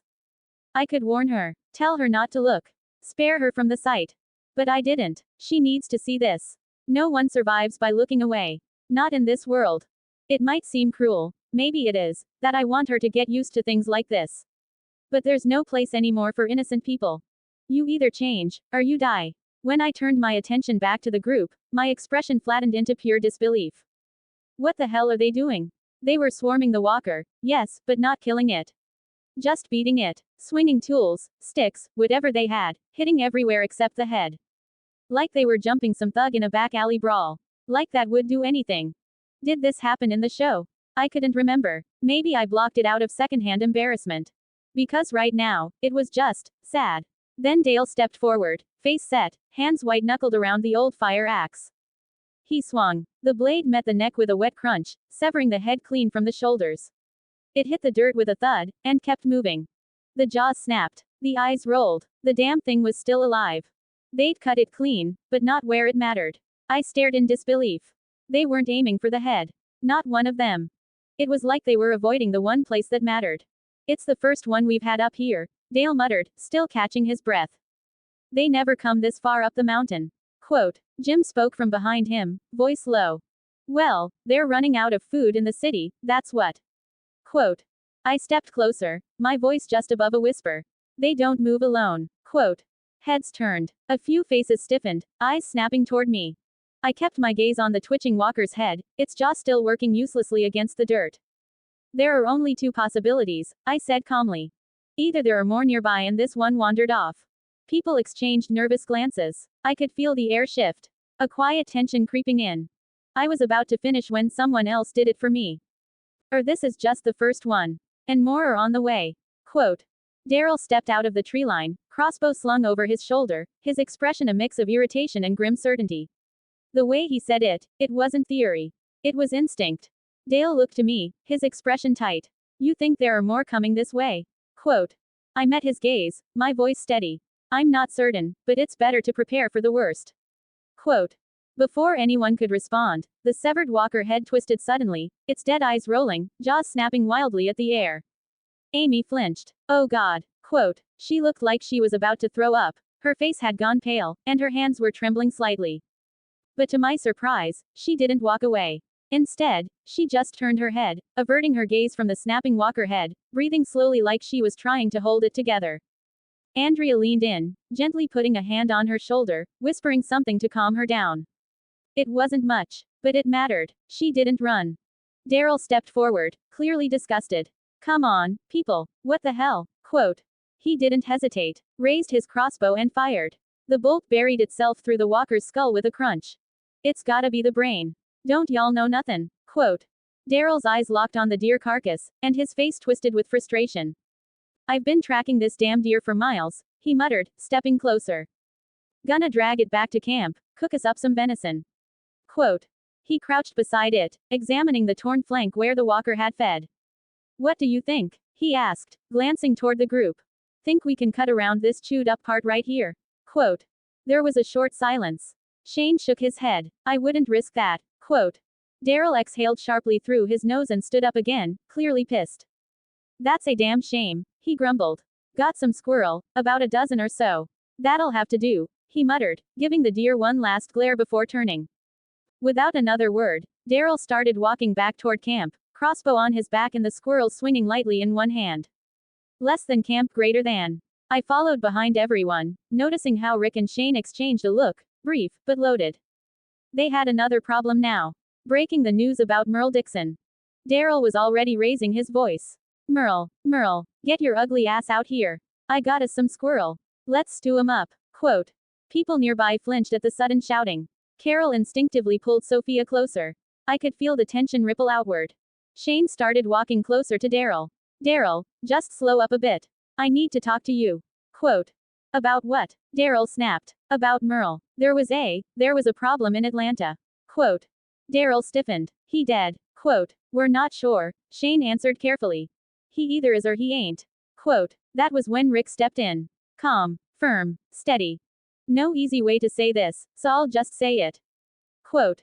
Daryl turned, narrowing his eyes. Who are you? Quote. Rick Grimes. Quote. Rick Grimes, you got something you want to tell me? He said, his voice sharp with aggression. Your brother was a danger to us all, so I handcuffed him on a roof. Hooked him to a piece of metal. He's still there. Quote. Daryl froze. Hold on. Let me process this. You're saying you handcuffed my brother to a roof and you left him there? Quote. Rick repeated calmly. Yeah. Quote. Daryl didn't hesitate. He lunged straight at Rick, rage overtaking reason. But before he could reach him, Shane stepped in fast, tackling him mid-charge and slamming him down into the dirt with a hard push. Daryl snarled, furious. Then his hand darted down, taking out his knife from the belt. Hey, watch the knife, T-Dog shouted. Less than third-person POV greater than.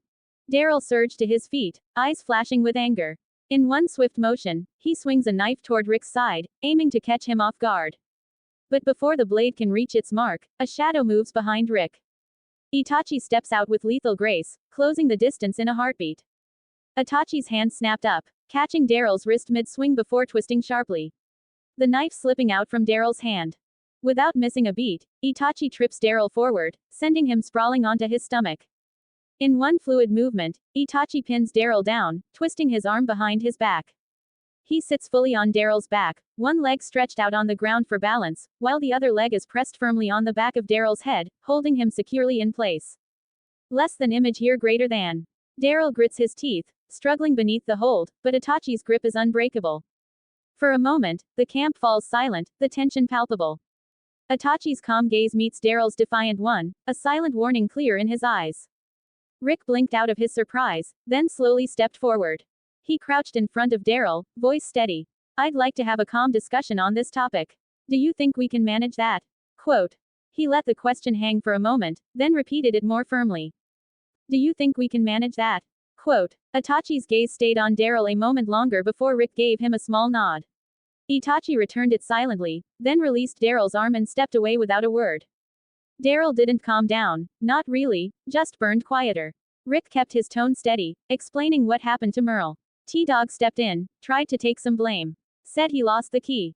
Explained that he locked the rooftop door. None of it mattered. Not to Daryl. He just wanted to know where his brother was.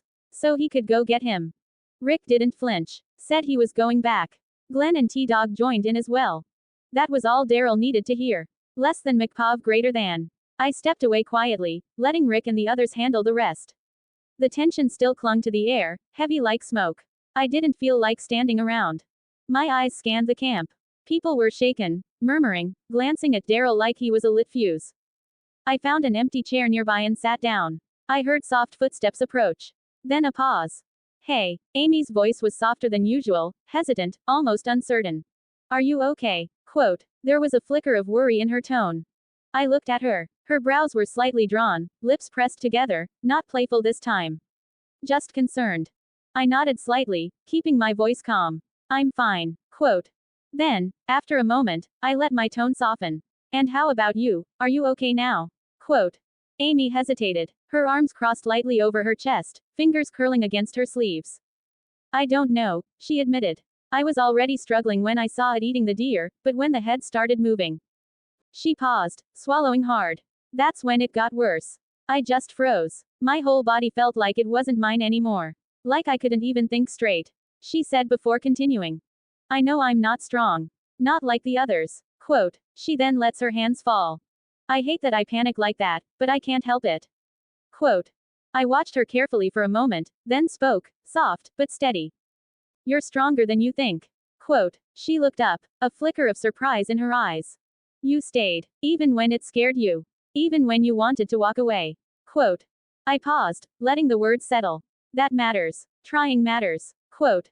My voice lowered slightly, steady and calm. Fear doesn't make you weak, Amy.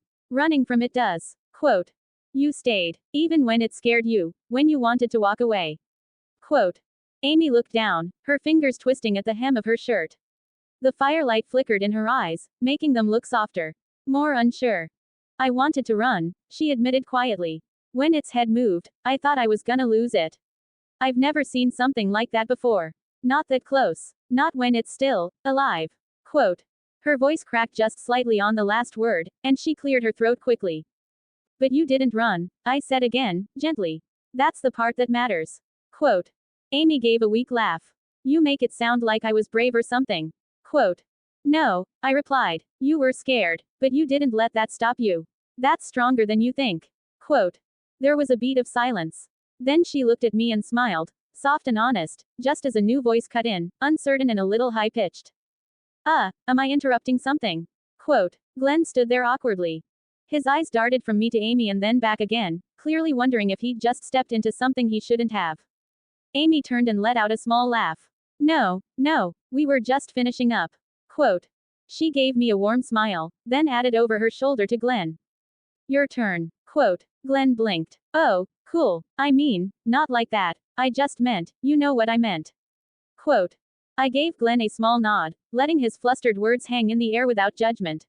He rubbed the back of his neck, eyes darting toward the tree line like he wished he could vanish into it. Rick sent me here as he's kinda busy right now. With Lori and Shane. Quote. They're having this huge argument. Like, full volume, everybody can hear it kind of thing. About the run. About Merle. About everything. Quote. He waved vaguely at the air. And, you know, the maybe Walker horde thing you and Daryl mentioned. That didn't exactly calm anybody down. Quote. So yeah, it's kinda a mess over there. And Rick thought it'd be better if I came and asked you, while he, de-escalates. Quote. He gave a weak shrug and a sheepish smile. Anyway, yeah. Just, you know, keep an eye on things. Rick said he trusts you. Quote. I stayed quiet, letting him finish. He shifted again, shrugging tighter. No pressure or anything. Just, you know, pressure. Quote. Sorry for throwing it on you like this. Quote. I shook my head slightly, my voice calm. Don't worry. I'll keep them safe. Quote. Glenn let out a breath, some tension easing from his shoulders. Thanks, man. Really. Quote. With that, he turned and walked off towards the RV. Author's note. Hope you all enjoyed the chapter. And a big thank you for 200 power stones. Honestly, I didn't expect to even reach 20, so this was a major surprise. Huge thanks to everyone supporting this fanfic, I really appreciate it. Let me know if the characters feel real to you. It helps a lot to have an outside perspective. Now, about this chapter, it's a big one, over 5,000 words, the longest so far by a long shot. I tried to accomplish a lot in this one. First, I wanted to show Rick's thoughts about the MC, and why he might be inclined to trust him. I hope I made it feel realistic and in line with Rick's character. Second, I wanted to expand Amy's character a bit. I didn't want her to just be the group's positivity charm. I wanted to show that she recognizes her own mental weakness and how much she relies on Andrea, and hint at her slowly starting to grow. And of course, to deepen her bond with the MC. Third, I wanted to show that the MC isn't perfect. He's still human, and can be tricked like Andrea roping him into helping with laundry cold sweat smile. I also added some light foreshadowing about his past, why he didn't seem too shocked by reincarnation, and the kind of life he might have had before.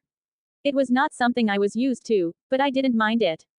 And a few other things too, like the MC stepping in to protect Rick even when he knew Rick could handle it, and how he's slowly trying to establish himself as Rick's right-hand man. If you have any questions about future plans or anything else, feel free to ask. Thanks again for reading. Folded Hands. 3 comments 0 vote. Chapter 7. The Fall. Less than morning greater than. When I stepped out of the tent, I saw the truck already driving away with Rick, T-Dog, Glenn, and Daryl. I watched in silence as it disappeared between the trees. A few steps away, Shane stood with his arms folded, watching Lori. She was crouched beside Carl, fixing his collar, brushing dirt from his sleeves. Probably trying to reassure him that Rick would be okay. Carl smiled at whatever she said. Shane stepped forward. It was a small thing. Slow, almost casual, but Lori moved too, subtle, firm. She stood up and gently placed her hand on Carl's back, nudging him forward, towards Dale. He stopped. Just like that, I saw the shift in his posture. The second of hesitation. The way his shoulders locked in place. He didn't speak. Just stood there, fist clenching harder, pretending it didn't bother him. Now I'm starting to have doubts if it's even possible to remove his obsession with Lori. It seems like all of his decisions are influenced by her, and how would I even begin to change that? He still doesn't trust me one bit. And there's always the risk he'll end up sleeping with Andrea and leaving it at that, like he did in the show. I let out a low breath. I'll let it play out for now. If there's a chance to change him without putting anyone at risk, I'll take it. There was nothing more to see here. And a short training session wouldn't hurt. I found a familiar clearing just out of view from camp. I stepped into the center and took in a slow breath. Taijutsu first. I rolled my shoulders, loosened my neck, and dropped into a low stance. With my right leg, I performed a low sweep, clearing the air at shin height. I followed with a slight jump, spinning midair, and snapped a left leg kick at head height, leaning back as my leg cut through. While still in the air, I planted my hands against the ground and pushed off, flipping back to land on my feet to create some distance. My footwork adjusted automatically, sliding back into form without pause or any wasted movement. And the training continued. After finishing my training, I returned to camp, brushing off any dust from the fabric and smoothing it down with one hand as I stepped out from the trees. A few people were gathered near the RV, talking over pots and pans. Morales was tending a small fire, preparing food for his family. I walked past them without a word, eyes scanning out of habit. And saw Carol approaching me, with a small pile of clothes gathered in her arms. If you want, she said gently. You can go change, and I will wash them for you. She said, gesturing to my sweaty clothes. I gave her a small nod. Thank you, I said quietly. She nodded back and waited patiently.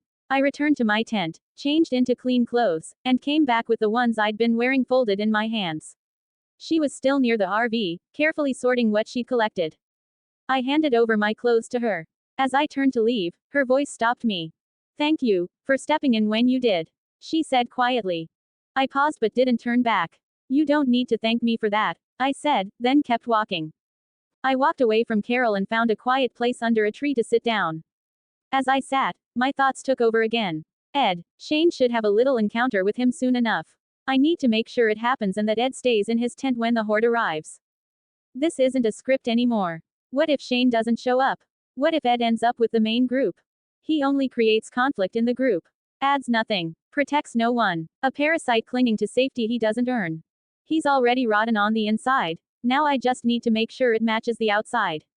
I should still have some sleeping pills in my bag. They should keep him asleep for the whole night. And the thought lingered, and then the smile came. The thought of him helpless, broken, devoured, it felt right. I made my way back to my tent. Inside one of the side pouches in my duffel bag, I found them. 2 should be enough to keep him knocked out the whole night. I got ready and walked towards the quarry. As I got closer, I could hear laughter. I slowed my pace, angling towards the sound. Down by the water, I spotted Jackie, Amy, Andrea, and Carol scrubbing clothes and talking. I couldn't hear every word, but one voice, Andreas, cut through. I miss my vibrator. Quote. I blinked. That wasn't what I expected to hear. This body was trained to anticipate every kind of ambush. That wasn't one of them. The rest of them burst into laughter. Oh my god, Amy choked out, face flushed. Even Carol smiled. Me too, she added with a slight smirk. The laughter continued.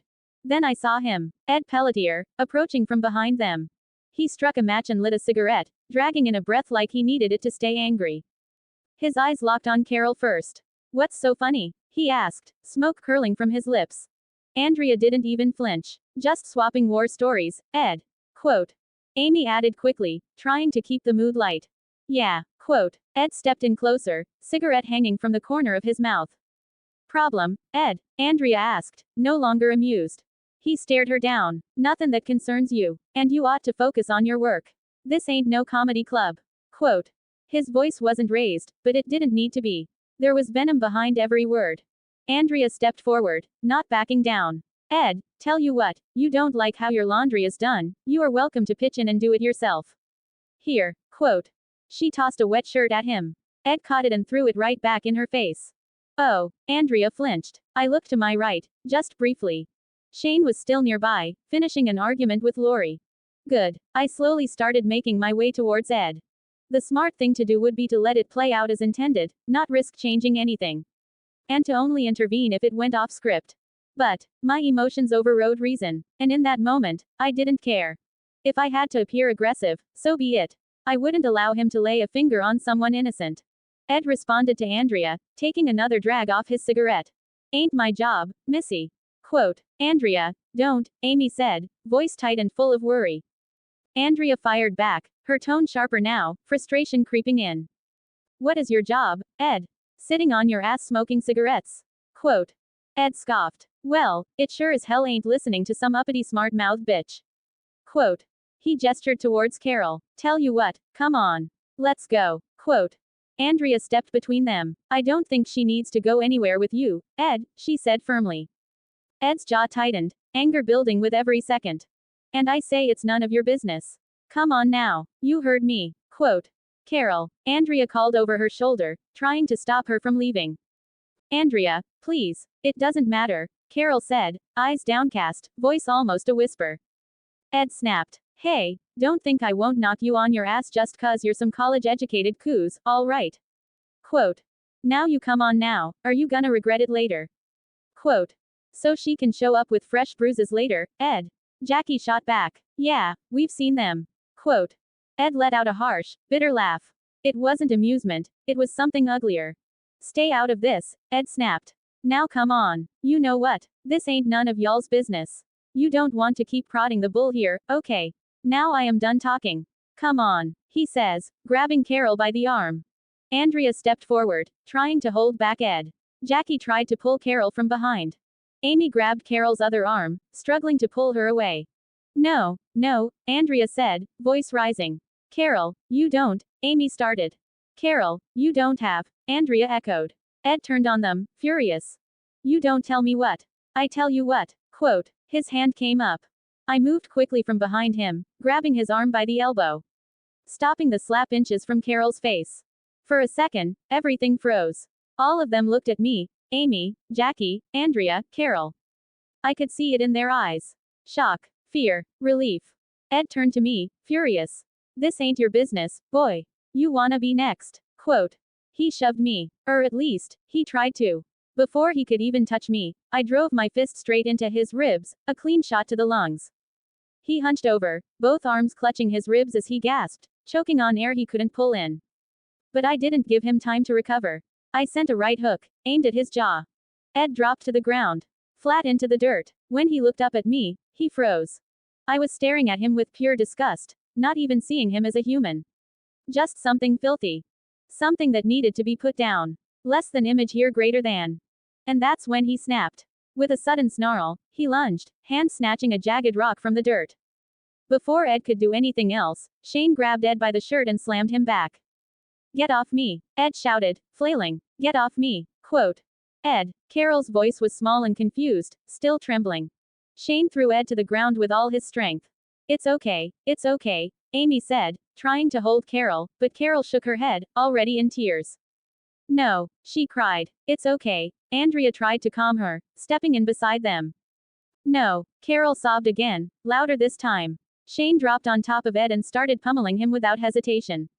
One punch, then another, and another. Ed's face quickly turned red, then bloody.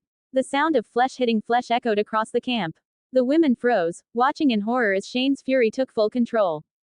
Shane, stop, just stop, Andrea shouted. Stop it, please, stop, someone else cried. Maybe Jackie, maybe Amy. Andrea turned to me practically shouting. Please do something, he's going to kill him. Her voice was loud and desperate. I didn't answer. I just started walking, slowly. Deliberately. I let Shane get a few more punches in. Still, I couldn't just stand by and let it happen. Not like this. If Shane killed him while I watched, it wouldn't matter what Ed had done. I'd be the one who stood back and let one of our own get murdered. And even if Shane stopped short, it would still look bad. I would have let it get this far without lifting a finger. And I wanted him dead. But not like this. Not with everyone watching. I reached them, stepped in quietly, and placed a hand on Shane's shoulder. Shane, that's enough, I said calmly. If you continue, you'll kill him. Quote. Shane paused, breathing hard, then shrugged my hand off without looking at me. He grabbed Ed by the face and lifted it slightly, forcing him to look up with his bloodied, swollen eyes. You put your hands on your wife, your little girl, or anybody else in this camp one more time. I won't stop next time. Do you hear me? Quote. Ed whimpered. Yes. Quote. Do you hear me? Shane shouted again. Yes. It was barely a whisper. I'll beat you to death, Ed. Quote. Ed, Carol cried out, but no one moved. Shane shouted again, louder. I'll beat you to death. Quote. And then Shane struck him once more, a hard punch to the jaw, followed by a swift kick to the stomach. He stepped back, breathing heavily, and walked away without a word. His shoulders were tense, but his head was low. He looked almost guilty. Guilty. I wasn't sure. I couldn't read him. There was a storm of emotion in his eyes, shifting every few seconds. Rage, guilt, doubt, like even he didn't know what he was feeling. Carol broke free from the others, stumbling forward as tears welled in her eyes. She dropped to her knees beside Ed, saying she's sorry over and over, her fingers gently brushing his bruised face like she could somehow erase the damage. Andrea and Jackie rushed over, dropping beside Carol, trying to calm her down as she sobbed beside Ed's motionless body. Carol, it's not your fault, Jackie said, placing a hand on her shoulder. You didn't do anything wrong, Andrea added softly, wrapping her arms around her from the side, pulling her closer. Carol buried her face against Andrea's shoulder, crying uncontrollably. Andrea held her tighter, whispering softly to Carol. And while all that was happening, Amy stood a few feet away, frozen. Her eyes flicked between Carol and me, clearly torn. She didn't know whether to run to Carol's side and try to help, or come check on me. I smiled gently and gave a small nod, gesturing for her to go to her sister's side. Her shoulders relaxed just a little, and she gave me a brief nod. Then she turned and hurried to Carol's side. I got back to my tent and started slipping into my gear. My mind raced as I worked, tightening straps, checking my weapons, making sure everything sat just right. So this was it. The first time the others saw it, really saw it. Shane cracking. He didn't step in to protect anyone, not really. He just needed somewhere to put the rage. Somewhere to let it out. And Ed Pelletier, he was the perfect target. After putting on my gear, I lay down across my sleeping bag, arms folded behind my head, staring at the tent ceiling. From now on, he'll only go further downhill. Maybe if he doesn't kill Otis, he won't snap completely. Or maybe that would just delay the inevitable. I closed my eyes and let out a breath through my nose. And then there was the CDC. Judging by how things had played out so far, the timeline was still holding. We should all make it out safely. Should. But do I really want to put my life in the hands of a depressed scientist? That doesn't sit right with me. Still, the benefits are undeniable. Medical supplies, food and water, guns, scientific equipment, maps, documents on the infection, and maybe even Jenner himself. Everything we'd need. Everything we won't get by playing it safe forever. It might be dangerous, but everything in that place could mean the difference between life and death. I let out a slow breath, then got up. It was a good time to make more Senbon equals different lengths, different weights. And when night fell, it would be the perfect time to test them. Less than time skip greater than. Not bad, I muttered, eyeing the neat row beside me. 23 in total now. Each one a bit different from the others. Some shorter, others longer. A few were thin as needles. Others were thicker. This should give me a clear idea of what works and what doesn't. By the time I finished, the sun had already dipped low, casting long shadows across the camp. I glanced to the side. Resting just beyond the Senbon was the wooden comb I'd carved earlier for Amy. Small, simple, smoothed edges with care, etched into its side were words I didn't choose lightly. In a world that rots, you remain untouched. A small thing, simple, but it meant something, maybe more than I wanted to admit. And without meaning to, I smiled. Not a mask, not a habit, a genuine smile. A real one. After wrapping the comb carefully and securing the Senbon in their pouch, I rose to my feet and started making my way towards Ed's tent. I moved quietly, slipping between every shadow and tree with ease. As I got closer, I scanned the area. No one in sight. Good. Ed was inside his tent, sleeping, heavy and loud. I crept closer, my steps silent on the dirt, then ducked in. I reached for the flap and zipped it shut behind me. I crouched beside him, close enough to smell the rot of his breath. Ed shifted slightly but didn't wake. I slid one hand under his jaw and tilted his head back lightly. He groaned faintly, just enough to part his lips. Good enough. I slipped the 2 pills deep into his mouth, then clamped it shut with my hand. He started to stir, a drowsy grunt rising from his throat. Swallow, I muttered coldly. He didn't, so I pinched his nose closed with one hand and kept the other firm over his mouth. Seconds passed. His body twitched. Then a gulp, another breath. He swallowed, and just as his eyes fluttered halfway open, confused, glassy, I drove my knuckles into the side of his head. His body slumped back with a grunt. I left silently, slipping out of the tent without a sound.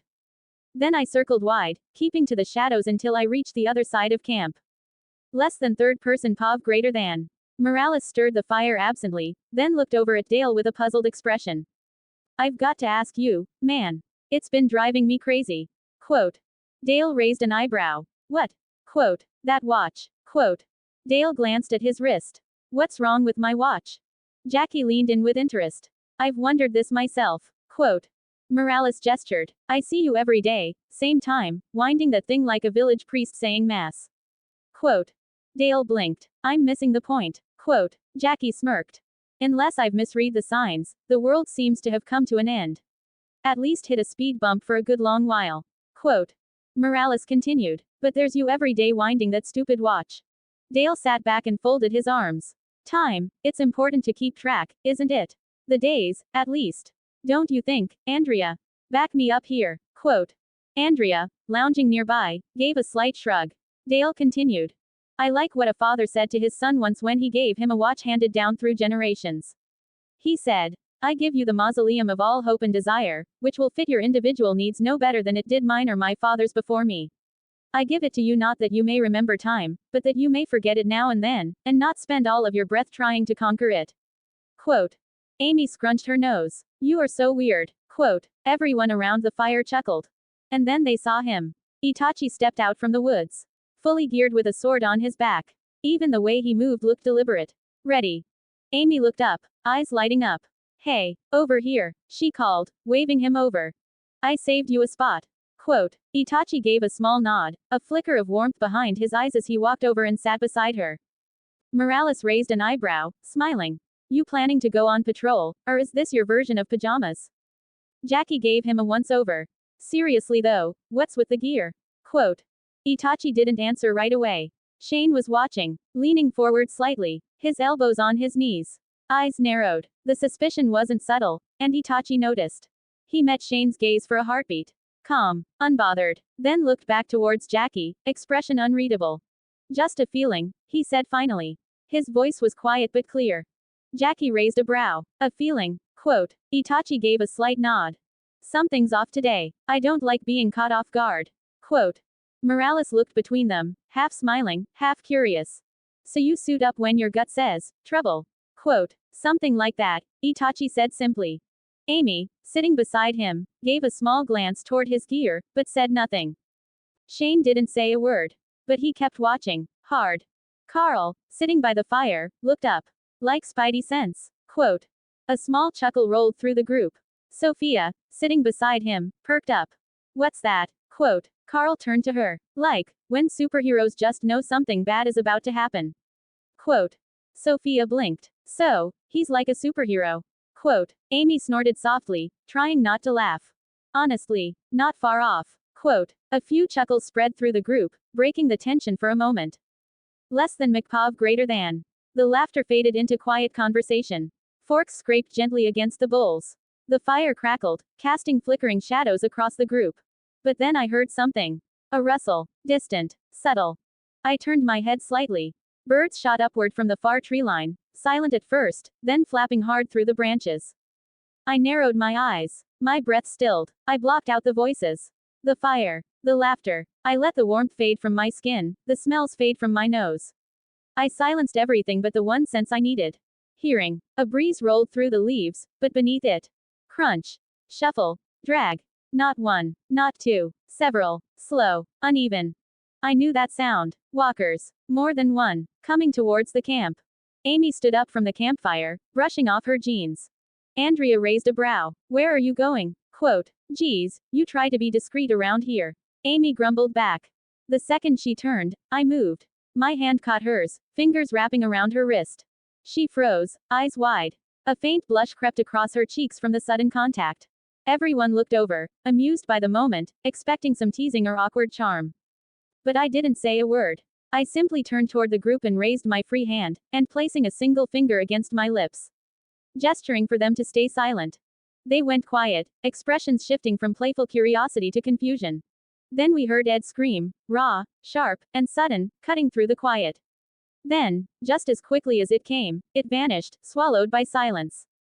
Everyone froze. Amy's grip on my hand tightened, fingers trembling slightly.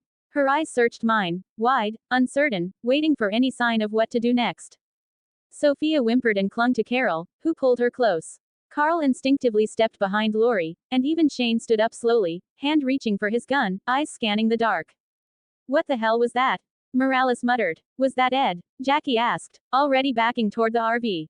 No one answered. From behind the RV, shadows moved. One by one, walkers began to emerge slowly, lurching forms stepping into the firelight. Groans followed. Wet. Hungry. Shane's instincts kicked in fast. Lori, get him down. Shane barked, already grabbing his shotgun from his side. Lori didn't hesitate. She grabbed Carl and knelt in front of Shane, shielding him with her body, one arm wrapped tightly around her son. Stay down, baby, stay down. She whispered urgently, trying to steady her voice as more groans rose from the darkness. Boom. The first shot rang out, then another. Shane took down two walkers instantly, the blasts echoing through the camp like thunder. Screams erupted as panic rippled through the group. I turned to Amy, voice low but firm. Stay close to Shane. Quote. Her hand was still clutching mine. She looked up, eyes wide, fear written across her face. What about you? She asked, her voice barely above a whisper. I gave a small smile. I'll be fine. Quote. Then I pulled away, unsheathing my sword with one smooth motion. My first Sinbon flew before the blade even cleared its sheath, then another, then two more. Each one struck its mark, piercing walkers straight in the eyes. Some dropped instantly, others staggered forward, arms still outstretched, refusing to die cleanly. That was fine. My sword did the rest. I moved through them like a ghost. Slash, step, spin, thrust, silent, precise. I didn't hesitate. Blood painting my face, little by little. Drop by drop. Less than image here greater than. But my eyes never left her. I'd glance back between strikes, just enough to see her. Amy, curled close to Shane and Lori, her wide eyes locked on me. Andrea stood nearby, firing round after round beside Shane, protecting them both. More walkers poured in from the tree line, drawn by the noise, the light, the scent of blood. The camp was no longer a safe haven. It was a battlefield. I dashed forward, sliding between the closest two. One reached for me. I ducked low, driving a kunai up through its chin into the brain. It collapsed without a sound. Another lunged. I met it mid-step, my blade arcing clean through its temple. The momentum carried me past, a spin, then back on the offensive. Shane shouted over the chaos. Reloading. Quote. Andrea stepped in without hesitation, taking his place, her gun cracking loudly with each shot. I've got you. Quote. Behind them, Amy was crouched low, still near Lori and Carl. She hadn't run. She was scared, shaking, but she hadn't moved an inch. 3 walkers broke from the tree line, closing in fast on their flank. Right towards Amy, Carl, and Lori. Shane didn't see them. Andrea was busy. My vision sharpened. The world slowed. Every sound faded. I drew 3 kunai and hurled them overhand in a sharp arc, straight toward the walkers. But there was a problem. Amy, Lori, and Carl were in the line of fire. I followed with 2 more kunai, angled low and fast. They struck the first 3 mid-flight, redirecting their path. Metal clanged against metal. The redirected blades curved around the obstruction and found their target, right through the walkers' heads. All 3 walkers dropped before they could take another step. Amy gasped, spinning around to see what I'd hit. 3 walkers lay motionless on the ground behind her, kunai buried deep in their skulls. She turned back to me in stunned silence. But I was already moving again. There was no time to rest. More groans spilled from the tree line as fresh walkers emerged. For every one that dropped, another seemed to stumble forward. Then, gunshots. Loud, controlled, familiar. Rick, T-Dog, Daryl, and Glenn came bursting through the woods. Rick raised his revolver and fired with deadly accuracy, dropping 5 walkers in quick succession. Daryl charged forward. He shot 2 with his crossbow, then swung the butt of his rifle into the skulls of 2 more, crushing bone with brutal efficiency. T-Dog followed behind, firing 1 clean shot, then ramming another walker into the RV wall and finishing it with a knife strike to the head. Glenn, breathless but focused, took down 2 with his pistol, keeping behind cover and watching everyone's back. The last walker dropped with a final, wet thud. Then came silence, heavy and sudden. Rick's voice broke through the silence. Baby, Carl, quote. Carl shouted back. Dad, quote. They ran toward each other, Carl leaping into Rick's arms the moment they met. Rick dropped to his knees, hugging his son tight, holding him like he never wanted to let go. Meanwhile, Jim, bloodied and wide-eyed, stumbled back into the clearing from the tree line. He looked shaken, but alive. And then Amy came running straight towards me. Itachi, she called, eyes wide, voice cracking with panic. Are you okay? Did you get bit? Let me see. She reached out like she didn't even realize it, hands trembling, checking my arms and sides for wounds. Her breathing was quick, her face pale, and her hands cold against my skin. She didn't care about the blood, didn't even seem to notice it. It was on her fingers, her palms, smearing across my clothes. But her eyes stayed wide with fear. I'm fine, I said calmly, but her eyes were still scanning me like she didn't believe it. I didn't move away. Not yet. Around us, the group was still reeling. Crying, hugging, counting heads. The smell of blood lingered, heavy and raw. They lived. Amy, Jim. I changed that. A small shift in fate. But enough to matter. Author's note. Hope you all enjoyed the chapter. This one's huge again. Over 4,500 words. And holy, we're already past 370 power stones. Thank you all so much for the support. As always, please drop a comment and let me know what you thought of the chapter. Did you enjoy the action scenes? Does the relationship between the MC and Amy feel like it's progressing at a steady pace? Important. I've got some questions for you all. Blue square, should I include a torture scene later on? I'm thinking of a moment where the MC and Daryl interrogate Randall. Warning, fair warning. If I do it, I want to go in depth and make it intense and realistic, so it would be long. What are your thoughts? Too dark. Blue square, should I include smut in the future? This one I'm honestly unsure about. I'd only write a few scenes, and they'd be far apart, since not the main focus of the story. I've never written anything like that before, so it might be rough at first. Cold sweat smile, but if you're open to it, let me know. About the chapter itself. I'm not gonna lie. I struggled with this one. I kept second guessing whether I captured the characters right, and at times it felt like the pacing dragged. I rewrote it more times than I can count. Tears of joy. Still, I hope the final version worked. If you noticed anything off or have feedback, please don't hesitate to share. If you have any questions about future plotlines, upcoming character arcs, or anything else, feel free to ask. Thanks again for reading Folded Hands. 27 comments, 0 vote. Chapter 8. The Road Ahead. Less than third person POV greater than. The air still reeked of smoke and blood. Most people were in shock, whispering, pacing, or holding loved ones close. Some tended to the dead. Others just sat in silence, staring into the dark. Itachi stood near the edge of the clearing, wiping blood off his sword with a cloth soaked in river water. But his eyes weren't on the blade. They were on Amy. Amy sat alone, legs drawn up, arms wrapped around them. Her eyes stared blankly at the ground, unfocused. Dirt smudged her cheek. There was blood on her jeans. Footsteps approached, light but certain. She looked up. Itachi stood in front of her. His expression was unreadable, as always. But something in his eyes had softened. Without a word, he knelt and held out a small cloth bundle. Amy blinked, confused. She slowly reached out and unwrapped it. Inside was a finely carved wooden comb. On the back, etched with careful precision, were the words. In a world that rots, you remain untouched. Her breath caught. She stared at it, lips parting slightly. Happy birthday, Itachi said quietly. Amy looked up at him, stunned. How did you? She started, but the words faltered. Andrea mentioned it, once. His voice was low but gentle. She didn't say anything at first, just looked down at the comb, fingers tightening around it like it might slip away. She stood up and stepped forward. Her arms wrapped around him in a quiet, trembling hug. Itachi froze for the briefest moment, then let his hand rest lightly against her back. Thank you, she whispered into his chest, with tears rolling down her cheek. He didn't reply, but he didn't pull away either. And for a while, neither of them moved. Not far from the fire, Andrea stood with her arms crossed, gaze distant. She'd been pacing earlier, couldn't sit still, but now her legs just didn't want to move. The weight of everything was settling in. The bodies, the blood, the screams. Maybe it was the adrenaline finally wearing off, or the silence that followed the chaos, but now the memories came rushing back all at once. But something pulled at her, tugged at the edge of her chest. Her eyes drifted towards Amy. She sat alone, knees drawn up tight, staring at the ground like the world had cracked open beneath her. Andrea felt her gut twist. She started walking. She didn't know what she was going to say, only that she needed to be there for her. But halfway there, she stopped. Itachi had emerged from the shadows, moving with that unsettling grace, and was already walking towards Amy. Andrea froze, halfway between them. He approached her sister without hesitation. Knelt, offered something wrapped in cloth. And then, Amy stood. She hugged him. It wasn't just a hug. It was the way Amy clung to him. The way she buried her face in his chest, like she needed to anchor herself to something. Andrea didn't move. She just watched. And slowly, her expression softened. She hadn't seen Amy let someone in like that since before the world ended. Not even her. But now, this quiet, distant boy had reached her in a way no one else had.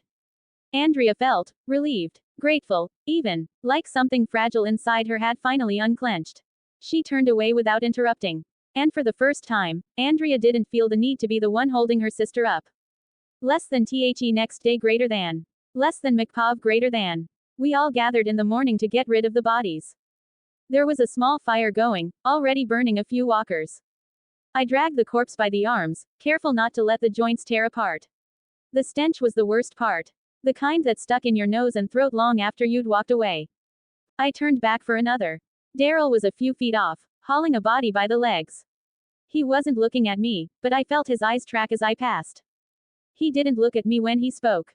Them throwin' knives you used last night, he muttered. All in the head. Ain't missed a damn one. Wasn't trying to. Replied simply. He gave a short grunt.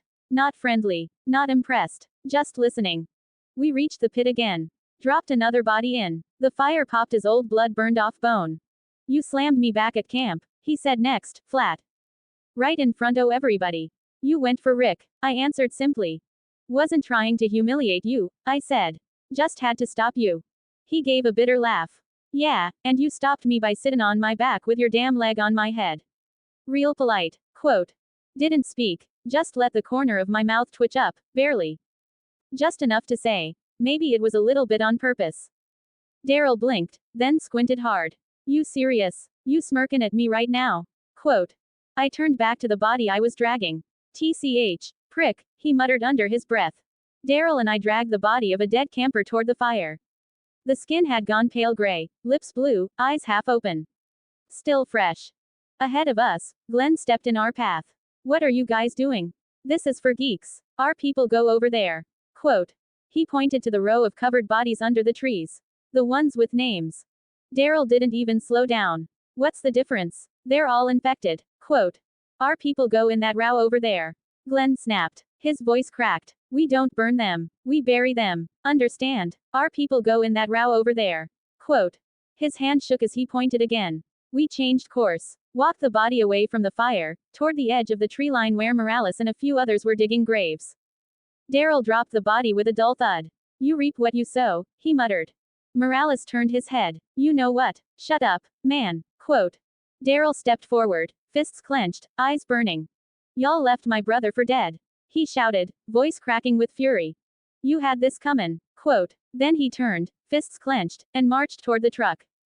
Without a word, he threw open the tailgate and began loading the bodies of the fallen, the campers, the people we knew. I watched in silence as he slammed the bed shut, climbed into the driver's seat, and gunned the engine. The truck rumbled down the dirt path, heading towards the clearing where we will bury the bodies. No one said anything for a long time. Then slowly, people began to move. Some to grab shovels, others to follow on foot. When we reached the gravesite, Rick and Shane were already there, sleeves rolled, shovels in hand. Sweat soaked through their shirts. Daryl was leaning against the truck, arms crossed. Rick looked up as we arrived. His eyes found mine, giving me a slight nod. As we laid the bodies out, Daryl pushed off the truck and walked over. Still think it's a mistake not burnin' these bodies, he said flatly. It's what we said we'd do, right? Burn 'em all. Quote. Shane straightened up, shovel resting on his shoulder. At first. Quote. Daryl scoffed. Then the Chinaman gets all emotional and suddenly we're just talkin' orders. These people need to know who the hell's in charge. What the rules are. Quote. Rick looked up at him. There are no rules. Quote. I stepped forward. And that's why the camp's unorganized. No leadership. No safety plans. Half the ones we're burying now ran because they didn't know what else to do. Quote. Lori, standing nearby with her arms crossed tight, added. That's the problem. We haven't had 1 second to hold on to anything of our old selves. We need time to mourn. We need to bury our dead. It's what people do. Quote. Daryl glanced over at me with a raised eyebrow but said nothing. And without another word, the digging continued. Less than time skip. Later that evening greater than. The sun had long dipped below the trees. People sat in a loose circle, quiet, tired, grieving. Rick, Shane, and Dale returned from the gravesite, boots heavy with dirt. Rick stepped forward. I've been thinking about where we go from here. Quote. The camp looked up. What if there's still help out there? I heard the CDC was working on a cure. If there's any part of the government still standing, they'd protect that place, right? Quote. Shane frowned, arms folded tight. Yeah, I heard that too. Heard a lot of things before the world went to hell. Quote. But what if it's still up and running? Rick pressed. I think it's our best shot. Shelter, protection, supplies. Quote. Shane shook his head. Okay, Rick, you want those things. I do too, man, all right. But if they exist, they're at Fort Benning. Not the damn CDC. Quote. Lori's voice cut in quietly. That's 100 miles in the opposite direction. Quote. Exactly, Shane said. And it's away from the hot zone. If Fort Benning's operational, it'll be armed. Secure. We'd be safe there. Quote. Rick met his eyes. The military was on the front lines of this thing. They got overrun. We've seen that. The CDC might be the only thing left standing. Quote. Everyone was silent for a moment. Then I spoke. I agree with Rick. A few heads turned toward me. The CDC would have been the last line of defense. If it's gone, that means Fort Benning's already fallen. If there's even a chance they're still operational, we should take it. Quote. Shane didn't look happy, but he didn't argue. Rick looked across the fire at me. Then he gave a slow nod. Not just agreement, but appreciation. Like he didn't expect support, but was grateful to have it. Andrea didn't say anything, but her eyes flicked toward me. Quiet, measured, maybe just thinking, maybe more. Amy, though, she looked at me directly. No smile this time, just a small nod. Simple, clear, she agreed. I held her gaze for a moment, then gave a slight, hesitant nod back. She trusted me, and I was leading her straight into danger. The least I could do was make sure she stayed alive. Rick glanced around the circle. Then he spoke. So those of you that agree, we leave first thing in the morning. Quote. The group slowly began to break apart, murmuring quietly. Some drifted toward their tents. Others just sat in silence. Glenn lingered near the fire, arms crossed, eyes unfocused. He muttered it more to himself than to anyone else. Man, really hope this CDC thing ain't total bullshit. Quote. It probably is, I said. He let out a short breath. Not quite a laugh. Not quite a sigh. Great. Just what I wanted to hear. Quote. Amy stepped into the firelight beside me, arms hugged around herself. Then, quietly, trying to sound lighter than she felt. Maybe, this time it'll be different. Maybe the CDC's still there. Quote. Her voice trembled just a little. Glenn glanced at her, then back at the fire. Yeah, that's kinda the theme these days. Quote. He tried to smile, but it didn't last. Amy glanced at me, then quickly looked away, like she didn't want to seem scared, but was anyway. I didn't move, just listened to the fire crackle. Tomorrow, we'd roll the dice. Author's note. Hope you all enjoyed the chapter. We've officially reached number 73 in the power rankings, thank you all so much. Folded hands. This one was a bit smaller, focusing on the aftermath and setting up our journey to the CDC, where I've got some big things planned. Honestly, writing Daryl was harder than I expected. Getting him to feel like actual Season 1 Daryl took way more effort than I thought. Please leave a comment if you felt any characters were off, or if something didn't feel quite right. And if you have questions about future plotlines, character arcs, I'm always happy to talk about it in the comments. Thanks again for reading. 20 comments 0 vote. Chapter 9. Arrival at CDC. We stood in a loose group near the vehicles. Nobody said much. Everybody listen up, Shane called out, stepping forward and clapping his hands once. Those of you with CBs, we're gonna be on channel 40. Let's keep the chatter down, okay? Now you got a problem, don't have a CB, can't get a signal or anything at all, you're gonna hit your horn one time. That'll stop the caravan. Any questions? No one answered. Morales shifted his weight and raised a hand slightly. His voice was tight. We're not going. Rick turned, confused. What? We have family in Birmingham, Morales said. Miranda stood beside him, arms around their youngest, her expression calm but final. We want to be with our people. Shane stepped forward. You go on your own, you won't have anyone to watch your back. Morales nodded. We'll take the chance. I got to do what's best for my family. Rick asked again to make sure. You sure? Morales looked at his family and nodded. We talked about it. We're sure. Rick looked at Shane. All right, Shane. Yeah, all right. Rick pulled out a .357 Magnum revolver and handed it to Morales, grip first. I watched the exchange in silence. They were leaving with good intentions. But good intentions didn't mean much out here. If we crossed paths again, we might not be on the same side. Shane passed over a box of rounds.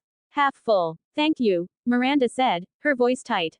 Thank you all, Morales added. For everything. Lori stepped in and hugged her. Come here. Andrea moved up beside them, placing a hand on Miranda's shoulder. Carol wrapped an arm around Sophia as Eliza walked over and handed her a worn doll. Bye, Eliza whispered. Sophia clutched it with both hands. Her face crumpled as she turned into her mother's arms. Rick gave one last nod. Channel 40 if you change your minds, all right. Yeah, Morales replied with a nod. The sedan pulled off slow, its wheels crunching gravel, then faded down the road until it vanished around the trees. We stood there for a few seconds longer. We started moving into the cars as well. The RV groaned as Dale started it up. I climbed in last, letting the door creak shut behind me. Glenn sat up front in the passenger seat, one leg propped against the dash, head tilted toward the window as he watched the road roll by. Dale kept his focus ahead, hands steady on the wheel. In the back, Amy had taken the bench near the side window. Andrea sat beside her, arms crossed. I settled across from them on the opposite bench, my back straight, sword and bags resting at my side. No one said anything at first. The RV rattled as we pulled away from the camp. The farther we got, the quieter it felt. Amy shifted slightly and unzipped her bag. Her fingers fumbled through the contents for a moment before she pulled out a protein bar, half crushed and still in the wrapper. She looked at it for a second, then looked at me. You haven't eaten, she said in a soft voice. I glanced at the bar in her hand, then at her. Neither have you. She gave a small shrug and extended it toward me anyway. I took it gently. Thank you. Then I unwrapped it, broke it cleanly in half, and handed the larger piece back to her. She blinked, surprised, then gave a small, almost embarrassed smile before taking it. Andrea glanced over, lifting an eyebrow. Wow, so your actual sister gets nothing. That's cold, Amy. Amy rolled her eyes. You didn't say you were hungry. Didn't realize I had to fill out a request form, Andrea muttered. Next time I'll submit it in writing. I didn't say anything, but a soft chuckle escaped before I could stop it. All four of them looked at me, surprised. Amy glanced at me for half a second, then smiled wider and took a bite of her half. Andrea blinked, brows lifting. Glenn turned in his seat to look back, eyebrows raised. Even Dale glanced away from the road for a second, like he wasn't sure he'd heard right. From the front seat, Glenn leaned sideways and called back. Wait, was that a laugh? Hold on, everyone, we're witnessing a miracle. Somebody write this down. Dale shook his head with a quiet chuckle, eyes still on the road. Careful, Glenn, next thing you know, he'll tell us a joke. Oh, I'd pay to hear that, Glenn said, grinning. Imagine it, Itachi doing stand-up. Why did the walker cross the road? To get stabbed in the head, probably, Andrea deadpanned. Glenn snorted. See, we're halfway there. We've got the punchline already. Amy laughed, covering her mouth with the back of her hand. You're all ridiculous. I said nothing, but the corner of my mouth twitched. Just enough for Glenn to catch it. There it is again. I swear, Dale, you keep driving and I'll keep cracking him open. He'll be doing stand-up comedy by the time we get to the CDC. Don't push your luck, Andrea muttered, but she was smiling now too. There was a short pause. I spoke. What's the best way to keep a secret? Amy turned towards me, curious. What? Bury the people who know it. Andrea blinked. Jesus. Glenn let out a nervous laugh.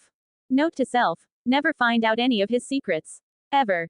Dale glanced at Glenn, then back at the road with a faint chuckle. At least you got a joke out of him. You're halfway to a conversation. That earned a few soft laughs. The moment lingered, light and warm. Something rare these days. The four of them settled into easy, quiet conversations. Andrea leaned in to tell Amy something that made her laugh under her breath. Glenn started naming all the junk food he missed, exaggerating each one like it was a national treasure.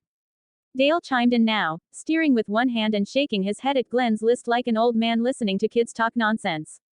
I stayed quiet, letting the noise wash over me. The RV rolled on. Then came the sound. A cough from the engine. A lurch. Glenn cursed under his breath, and Dale eased the RV to the side of the road. Please tell me that's not what I think it is, Andrea muttered. Radiators spitting steam, Dale said, throwing it into park. We're overheating. Great, Glenn muttered, reaching for the CB radio. He flicked it on with a crackle of static. RV to lead car, we've got a problem. Pulling over to cool off. Within a minute, the rest of the cars had pulled over. Doors opened. People got out, squinting against the sun. Dale popped the hood and stepped back as another blast of steam hissed out. I told you we'd never get far on that hose, he muttered, waving heat away from his face. I said I needed the one from the cube van. Rick approached, looking into the mess of piping and coolant. Can you jury rig it? That's all it's been so far. It's more duct tape than hose. And I'm out of duct tape. Glenn leaned in beside him, frowning. Got any sealant left? Zip ties? Anything?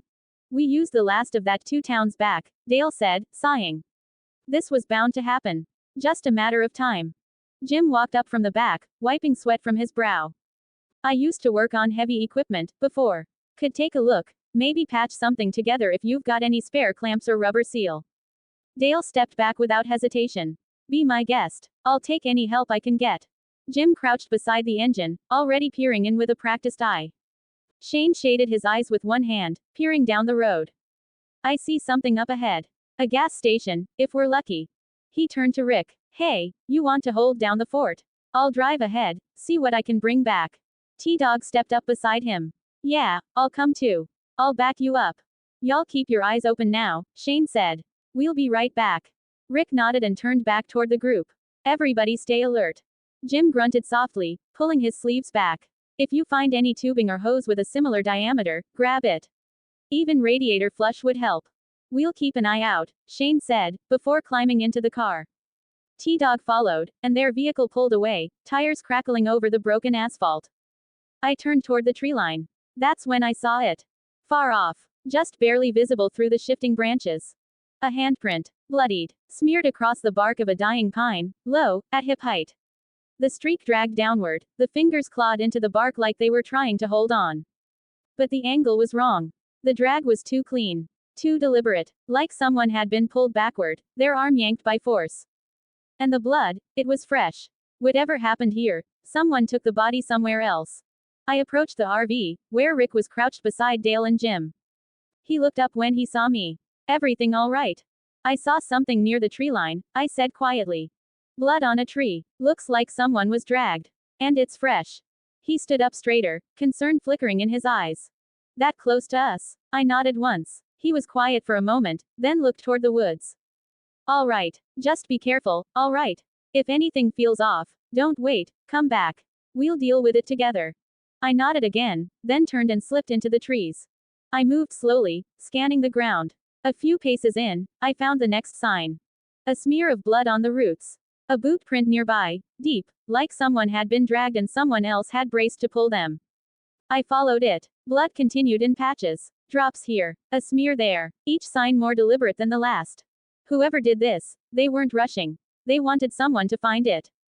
I slowed as the trees thinned out. Then stopped. A body was suspended between two trees, a bullet hole clean through the forehead. Blood pooled beneath the feet but hadn't soaked into the earth yet. Arms were stretched tight and bound with frayed wire, elbows locked. The chest had been flayed open, ribs cracked outward like jagged fingers grasping for something that wasn't there. The skin was pale, eyes still open, still staring with fear. Carved into the trunk beside the corpse, rough and uneven, but clear, were 3 words. Keep out, claimed. Did they form this early? I thought they would only appear later. And now they were close. I started returning to the others. When I stepped out of the tree line, the group was almost ready to move. Dale was tightening the last clamp on the patched hose, grease on his hands. Jim was brushing his palms off on his jeans.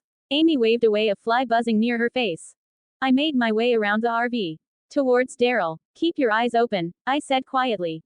He looked up, squinting at me. That's supposed to mean something. Found a body in the woods. Hung between 2 trees. Shot in the head, chest split open, arms wired up tight. He stood, face tightening. That ain't no damn walker's doing. No, it was clean, controlled, left a message too. What kinda? Carved into the tree. Keep out, claimed. Daryl's jaw flexed. He spat to the side, eyes narrowing as he glanced toward the tree line. You think they're still lurking nearby? I didn't see anyone, but the blood was fresh. He adjusted the strap on his crossbow and gave me a short nod. All right, I'll keep an eye out. Good looking out. I turned from Daryl just as Rick walked up, eyes scanning my face. Something wrong. Found a human body in the woods. Killed by other people. The blood's still fresh. He looked toward the tree line. All right, keep it quiet for now. Just stay sharp. We're leaving in 5 minutes. I'll go hurry the others up. I gave a silent nod and watched him walk off. 5 minutes later, we all climbed back into our vehicles. The engines rumbled to life one by one, and we started moving again. Less than time skip, near the CDC greater than. The sun was dipping low when we pulled up near the facility. There were dead soldiers scattered across the road, their uniforms torn, rifles still slung on limp shoulders. The vehicles slowed to a crawl. I opened the RV door and stepped out, shouldering my gear. Taking a few extra empty. Behind me, Glenn leaned towards the open door. Where's he going? Amy's voice followed, quieter. Is something wrong? I turned slightly, meeting her eyes for a second. Take some empty bags. Grab every gun around you find. This is a gold mine. Then I moved down the edge of the road. Most of the group had begun moving towards the CDC entrance, drawn by the promise of safety, or the illusion of it. Their focus was elsewhere, on the gate, the building, the chance to rest. I turned and spotted Daryl lingering near the tail end of the group, crossbow resting across his shoulder. I approached him. Help me collect the weapons, I said quietly. He gave a short nod, shifting his crossbow. Nice thinkin'. We moved in silence, checking each fallen body methodically. I knelt beside a soldier, pried a sidearm from cold fingers, and added it to my bag. Daryl picked up a battered M16, gave it a quick once-over, then slung it over his shoulder. Some of these still got rounds in 'em. Damn lucky nobody stripped this place bare yet.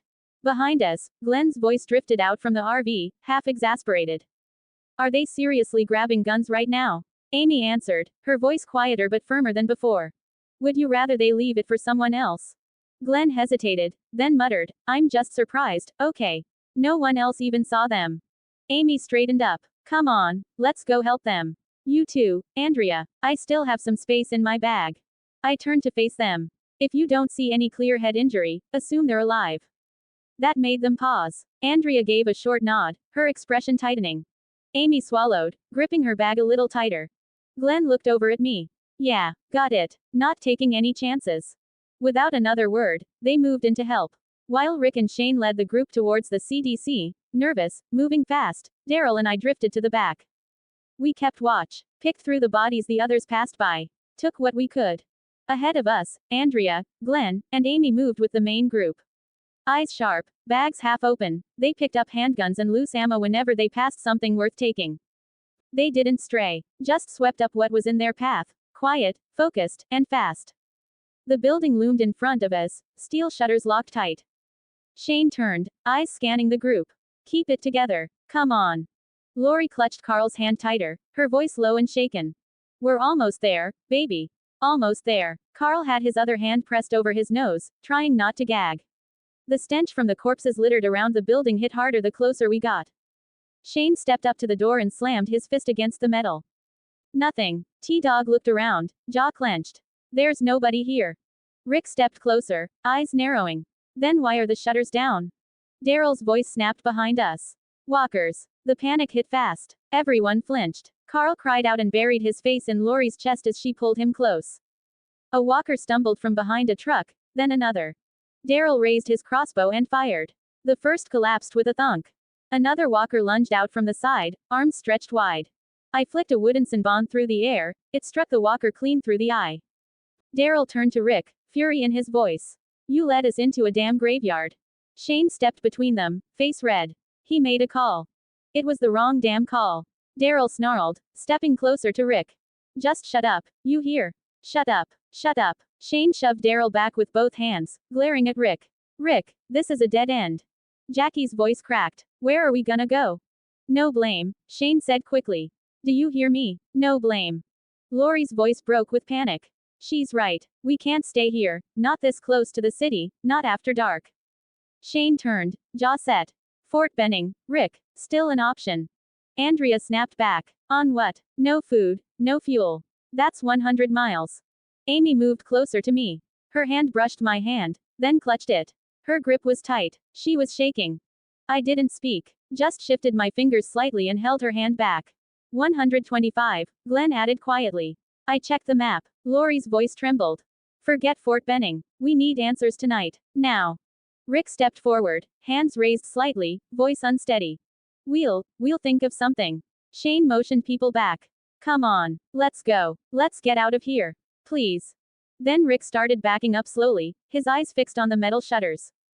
Then he stopped, still staring. Rick froze, eyes locked on the building. The camera, it moved. Dale looked back at Rick. You imagined it. I saw it too, I said. Shane looked at both of us. You both imagining it. It's an automated device. Gears winding down. Now come on. Man, just listen to me. Shane's voice dropped, urgent. Look around this place. It's dead. Okay, you need to let it go, Rick. Rick stepped forward, slammed both hands against the shuttered door. Rick, Lori called out. There's nobody here. He ignored her. I know you're in there. He shouted. I know you can hear me. Shane grabbed his arm, trying to pull him back. Lori joined him. Rick, stop. Rick's voice cracked. Please, we're desperate. Please help us. We have women, children, no food, hardly any gas left. Lori's voice was hoarse. Rick, there's nobody here. Rick didn't stop. We have nowhere else to go. He pounded the door with both fists, over and over. Keep your eyes open, he shouted. If you don't let us in, you're killing us. Please. Shane's voice broke. Come on, buddy. Let's go. Let's go. Please help us. You're killing us. You're killing us. Amy stayed frozen by my side, still clinging to my arm. Her eyes stayed locked on the metal door. Shane called out, already walking back with the others. Let's go. There's no one here. Only the three of us stayed near the entrance. Then, light, blinding, bright, and sudden. The steel doors of the CDC groaned open, flooding the dark street in a pale, sterile glow. They all stopped. Amy gripped my arm tighter. And for a moment, hope reignited. Author's note. Hope you all enjoyed the chapter. We reached 600 power stones. Thank you all so much. Folded hands. I genuinely appreciate the support. Let me know what you thought of this chapter in the comments. This time, I wanted to include some bonding scenes with the cast. The RV ride felt like the perfect opportunity to slow down for a bit and explore those dynamics. I also started foreshadowing a group that's going to show up earlier than in canon. Hopefully, the message and the scene gave you a pretty clear idea of who they are. Now, I actually have a question for you all. Why do you think Shane was so set on Fort Benning? I mean, he saw the military executing civilians in the hospital S1E6. After witnessing that, wouldn't he be more skeptical? More cautious about trusting the military? Let me know what you think, or I'm just missing something. Laughing face. And if you have questions about future plotlines, character arcs, I'm always happy to talk about it in the comments. Thanks again for reading. 11 comments 0 vote. Chapter 10. Zone 5. The doors creaked open, revealing an empty lobby. Everyone hesitated. I felt Amy shift behind me. Her gaze darted nervously across the walls, the ceiling, and the glass. I stayed near Daryl. He didn't speak, but I could feel the same tension radiating off him. His hand hovered near his crossbow. Rick stepped forward. Hello. His voice echoed, loud in the silence. Suddenly, clack, the sharp sound of a gun cocking split the air. Everyone raised their weapons at once. In the doorway stood a man with graying hair and hollow eyes, a rifle aimed steadily at the group. Anybody infected? He asked. Rick froze, lowering his gun slowly, voice cautious. No, we're all fine. The man didn't lower the weapon. What do you want? Rick exhaled, then spoke. A chance. The stranger's eyes didn't soften. That's asking an awful lot these days. I know. I studied him carefully. Every movement. The way he planted his feet, how tight his finger was on the trigger. The slight tremble in his left hand. His eyes flicked between us, calculating. You all submit to a blood test, he said. That's the price of admission. Rick nodded. We can do that. The man finally lowered the gun. You've got stuff to bring in, do it now. Once this door closes, it stays closed. There was no hesitation. The group surged forward through the threshold. I didn't move right away. Instead, I watched him, his steps, the pad he touched near the wall, the sound of a card swipe. Beep. B. Seal the main entrance. Kill the power up here. With a heavy clang, the metal shutters behind us slammed down. I noted the terminal, a wall-mounted security pad with a numeric reader and card swipe. I'd need that keycard if things went south. Rick held out his hand for a handshake. Rick Grimes. The man didn't take it. Dr. Edwin Jenner. No one else spoke as we crowded into the elevator. Daryl broke the silence. Doctors always go around packing heat like that. Jenner answered calmly. There were plenty left lying around. I familiarized myself. But you look harmless enough. He turned to Carl with a faint smile. Except you. I'll have to keep my eye on you. Carl gave a slight smile. Jenner chuckled, but as soon as he turned his head, the smile vanished. Cold. I leaned toward Daryl, whispering under my breath. Careful, something's off about him. Daryl didn't answer, but his eyes narrowed just a little more. We followed Jenner through a sterile hallway. Carol asked, Are we underground? A little claustrophobic, Jenner said without turning. A little. Try not to think about it. We entered a massive chamber. Dark, empty, cold. B. Bring up the lights in the big room. The room responded with a low hum. Lights flickered, then flared to life. Rows of white laboratory stations surrounded a central ring. The ceiling had a glowing circle of soft light, like a surgical halo over a dead patient. Welcome to Zone 5, Jenner said, turning to face us. Rick stepped forward, glancing around. Where is everybody? The other doctors, the staff.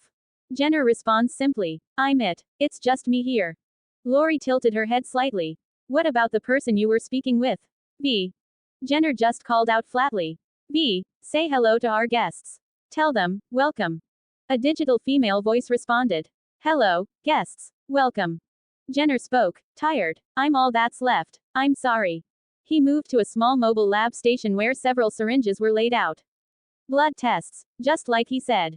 I sat down when it was my turn. Jenner was methodical but efficient. This might actually be useful. If there's something different about me, maybe the blood shows it. Maybe there's a hint about my eyes. Andrea grumbled from the side. What's the point? If we were infected, we'd be running a fever. Amy's voice cut in before Jenner could answer. Hey, be nice. He let us in. He didn't have to. Andrea glanced away. Amy folded her arms and stayed close to Andrea. I've already broken every rule in the book letting you in here. Let me just at least be thorough. Click. Dot. The syringe retracted. He stepped back. All done. I nodded and stood. Before I could move, a loud growl echoed across the room. Amy's stomach. She froze, her arms folding tighter across her chest as her face flushed with embarrassment. Everyone turned to look at her. No one laughed. Andrea stepped closer instinctively, eyes full of concern as she glanced at Amy's pale face. Glenn shifted uncomfortably. Rick's expression darkened, his shoulders stiffening. I turned my head and looked at her. She avoided my eyes. Jackie spoke up, quiet but firm. She hasn't eaten in days. None of us have. We sat at a round table surrounded by plates of steaming pasta, half-filled wine glasses, and, most surprising of all, laughter. Real laughter. Lori leaned back in her seat, smirking at Dale. Fine. Dale nodded sagely. You know, in Italy, children have a little bit of wine with dinner. And in France. Lori didn't miss a beat. Well, when Carl is in Italy or France, he can have some then. Rick chuckled, nudging her. What's it gonna hurt? Come on, come on. Carl blinked. What? More chuckles followed. Dale leaned over and offered Carl a glass with barely a sip's worth of wine in it. There you are, young lad. Everyone watched. Carl lifted the glass to his mouth, sniffed it, and took a tiny taste. His face scrunched instantly. Ew. Lori grinned. That's my boy. That's my boy. Good boy. She took the glass and poured the wine into her own. Carl made a face. Yuck. That tastes nasty. The laughter continued. Real, full, warm. Shane smirked and pointed at him. Well, just stick to soda pop there, bud. Daryl leaned over, eyeing Glenn's wine glass. Not you, Glenn. Glenn blinked. What? Keep drinking, little man. I wanna see how red your face can get. The men laughed. Glenn rolled his eyes and took a dramatic sip. My own glass remained empty.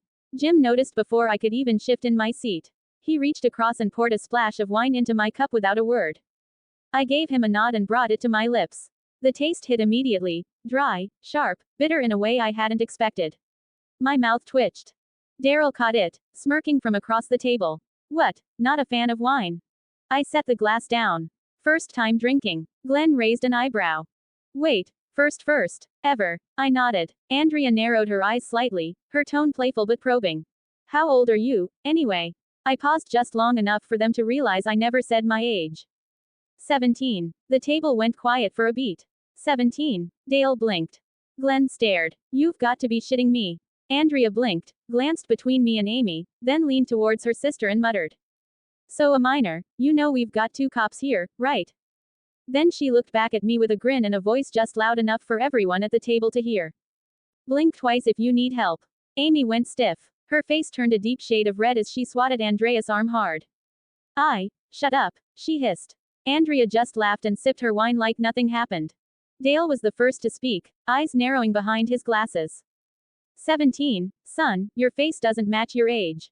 Lori blinked, surprised. You're just a kid. T-Dog shook his head, still stunned.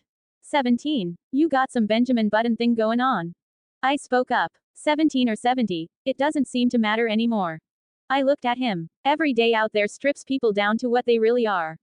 You fight, or you fall. You adapt, or you die. That's the truth. Doesn't matter if you're young, innocent, or even trying to do the right thing, this world feeds on slow hearts and soft hands. Daryl leaned back in his chair, nodding slowly. Kid's not wrong. World don't wait for anyone.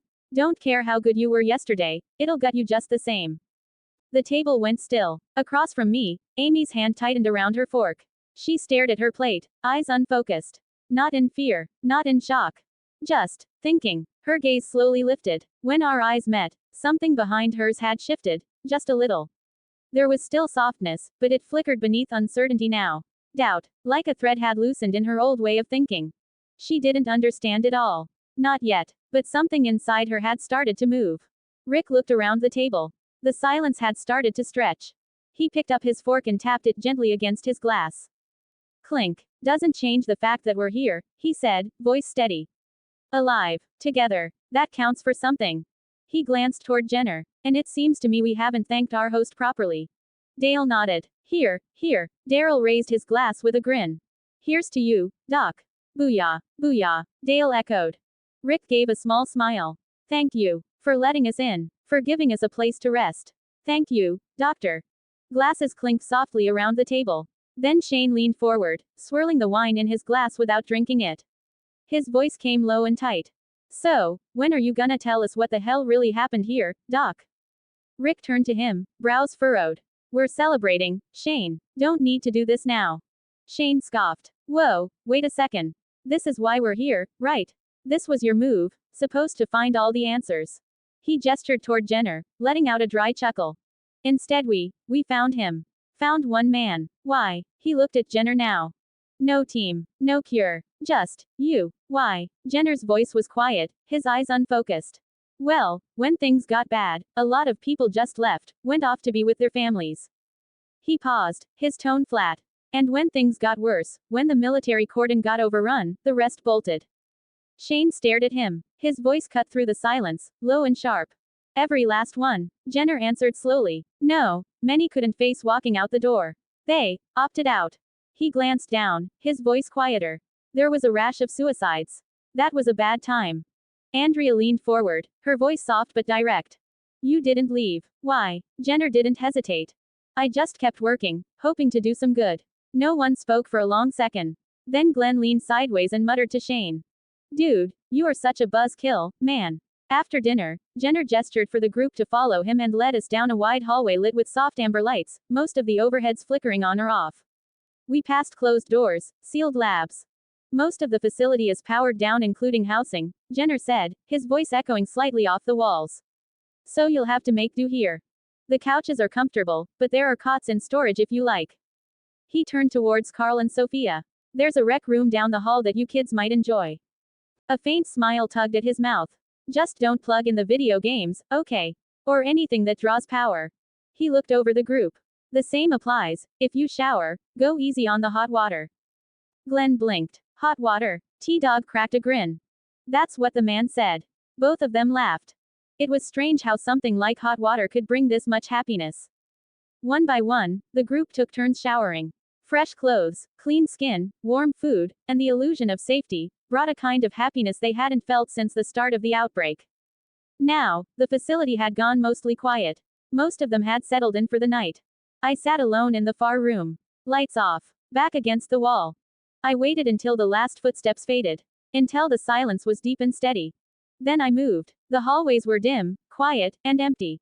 I stayed low, soundless. Jenner's quarters were isolated at the end of the hall. When I got close, I pressed my ear to the door. I listened for any movement, every breath he let out, making sure it was deep, steady, and rhythmic. Confirming he was asleep. Then I knelt beside the lock, pulled a strip of curved wire from my pouch, and worked in total silence. The door unlocked. I slipped inside. Jenner was asleep in a chair, head tilted back, a half-empty glass in one hand. He didn't stir. The keycard lay on the table beside him, within arm's reach. I watched his breathing, waited for the rhythm to settle. Then moved, timing each shift with his exhales to mask the sound. When the moment felt right, I reached. In one smooth motion, I took the card and disappeared through the door again, letting it shut behind me without a sound. I moved quickly but never rushed. 2 corridors down, I found what I was looking for, a wall-mounted terminal. I swiped the keycard. Beep. The interface lit up. Welcome, Drive, Jenner, V said in its soft synthetic tone. I scanned the terminal quickly. No camera feed access here, just security overrides and admin-level commands. It would be enough. I kept my voice low. V, list all active security systems on this floor. A pause. Then, motion-activated cameras, thermal sensors, biometric field scanners, and lockdown trigger failsafes are active in zones 4 and 5. I glanced down the hall. No movement, no sound. That would have to be enough. New command, I said. Delete all activity logs from this floor in zone 5. Time window. Now +1 hour. Confirmation override. Level 4 emergency. There was a longer pause this time. Then, quote. Confirmed. Logs purging. I moved quickly. I swiped the keycard at the lab entrance Jenner had taken us through earlier, zone 5. Beep. Access granted. The door unlocked with a soft click. I slipped inside. The lab was quiet. Most of the monitors were dark. Consoles dormant. Machines resting in standby. I stepped deeper inside. V, I said softly, keeping my voice leveled. Power up all stations in zone 5. Minimal lighting. Humming. Soft beeps. Screens flickered to life, one by one. Low white light returned to the overheads, casting long shadows across the room. I sat at one of the terminals, watching the data feeds scroll to life, bloodwork, metabolic breakdowns, viral latency mapping. Standard research. Most of it was routine. Clinical. Monitored test subjects, expired samples, viral decay rates under heat and pressure. The kind of work you'd expect from someone trying to save the world. I opened the internal directory tree, moving deeper through the root folders. Medical files. Field notes. Then something misfiled, tucked beneath a redundant log entry. A folder with no proper name. Just a string of corrupted metadata and one line in the corner. BLACKVAULT FR variant _X32. I selected it. Authorization required. Please enter security passphrase. My fingers hovered over the keys. I remembered Jenner had lost someone, his wife. He'd mentioned her before. In the show, she was test subject 19. The one he stayed behind for. The one he couldn't let go. But I couldn't remember her name. B. I said. Identify subject 19 by full name. A short pause. Subject 19. Drive. Candace Jenner. That was it. I typed it in. Candace Jenner. The screen blinked. Access granted. I scrolled deeper into the unlocked folder. One file caught my attention, titled BLACKVAULTFR variant _X32, integrated report, COLDVAULT mirror node.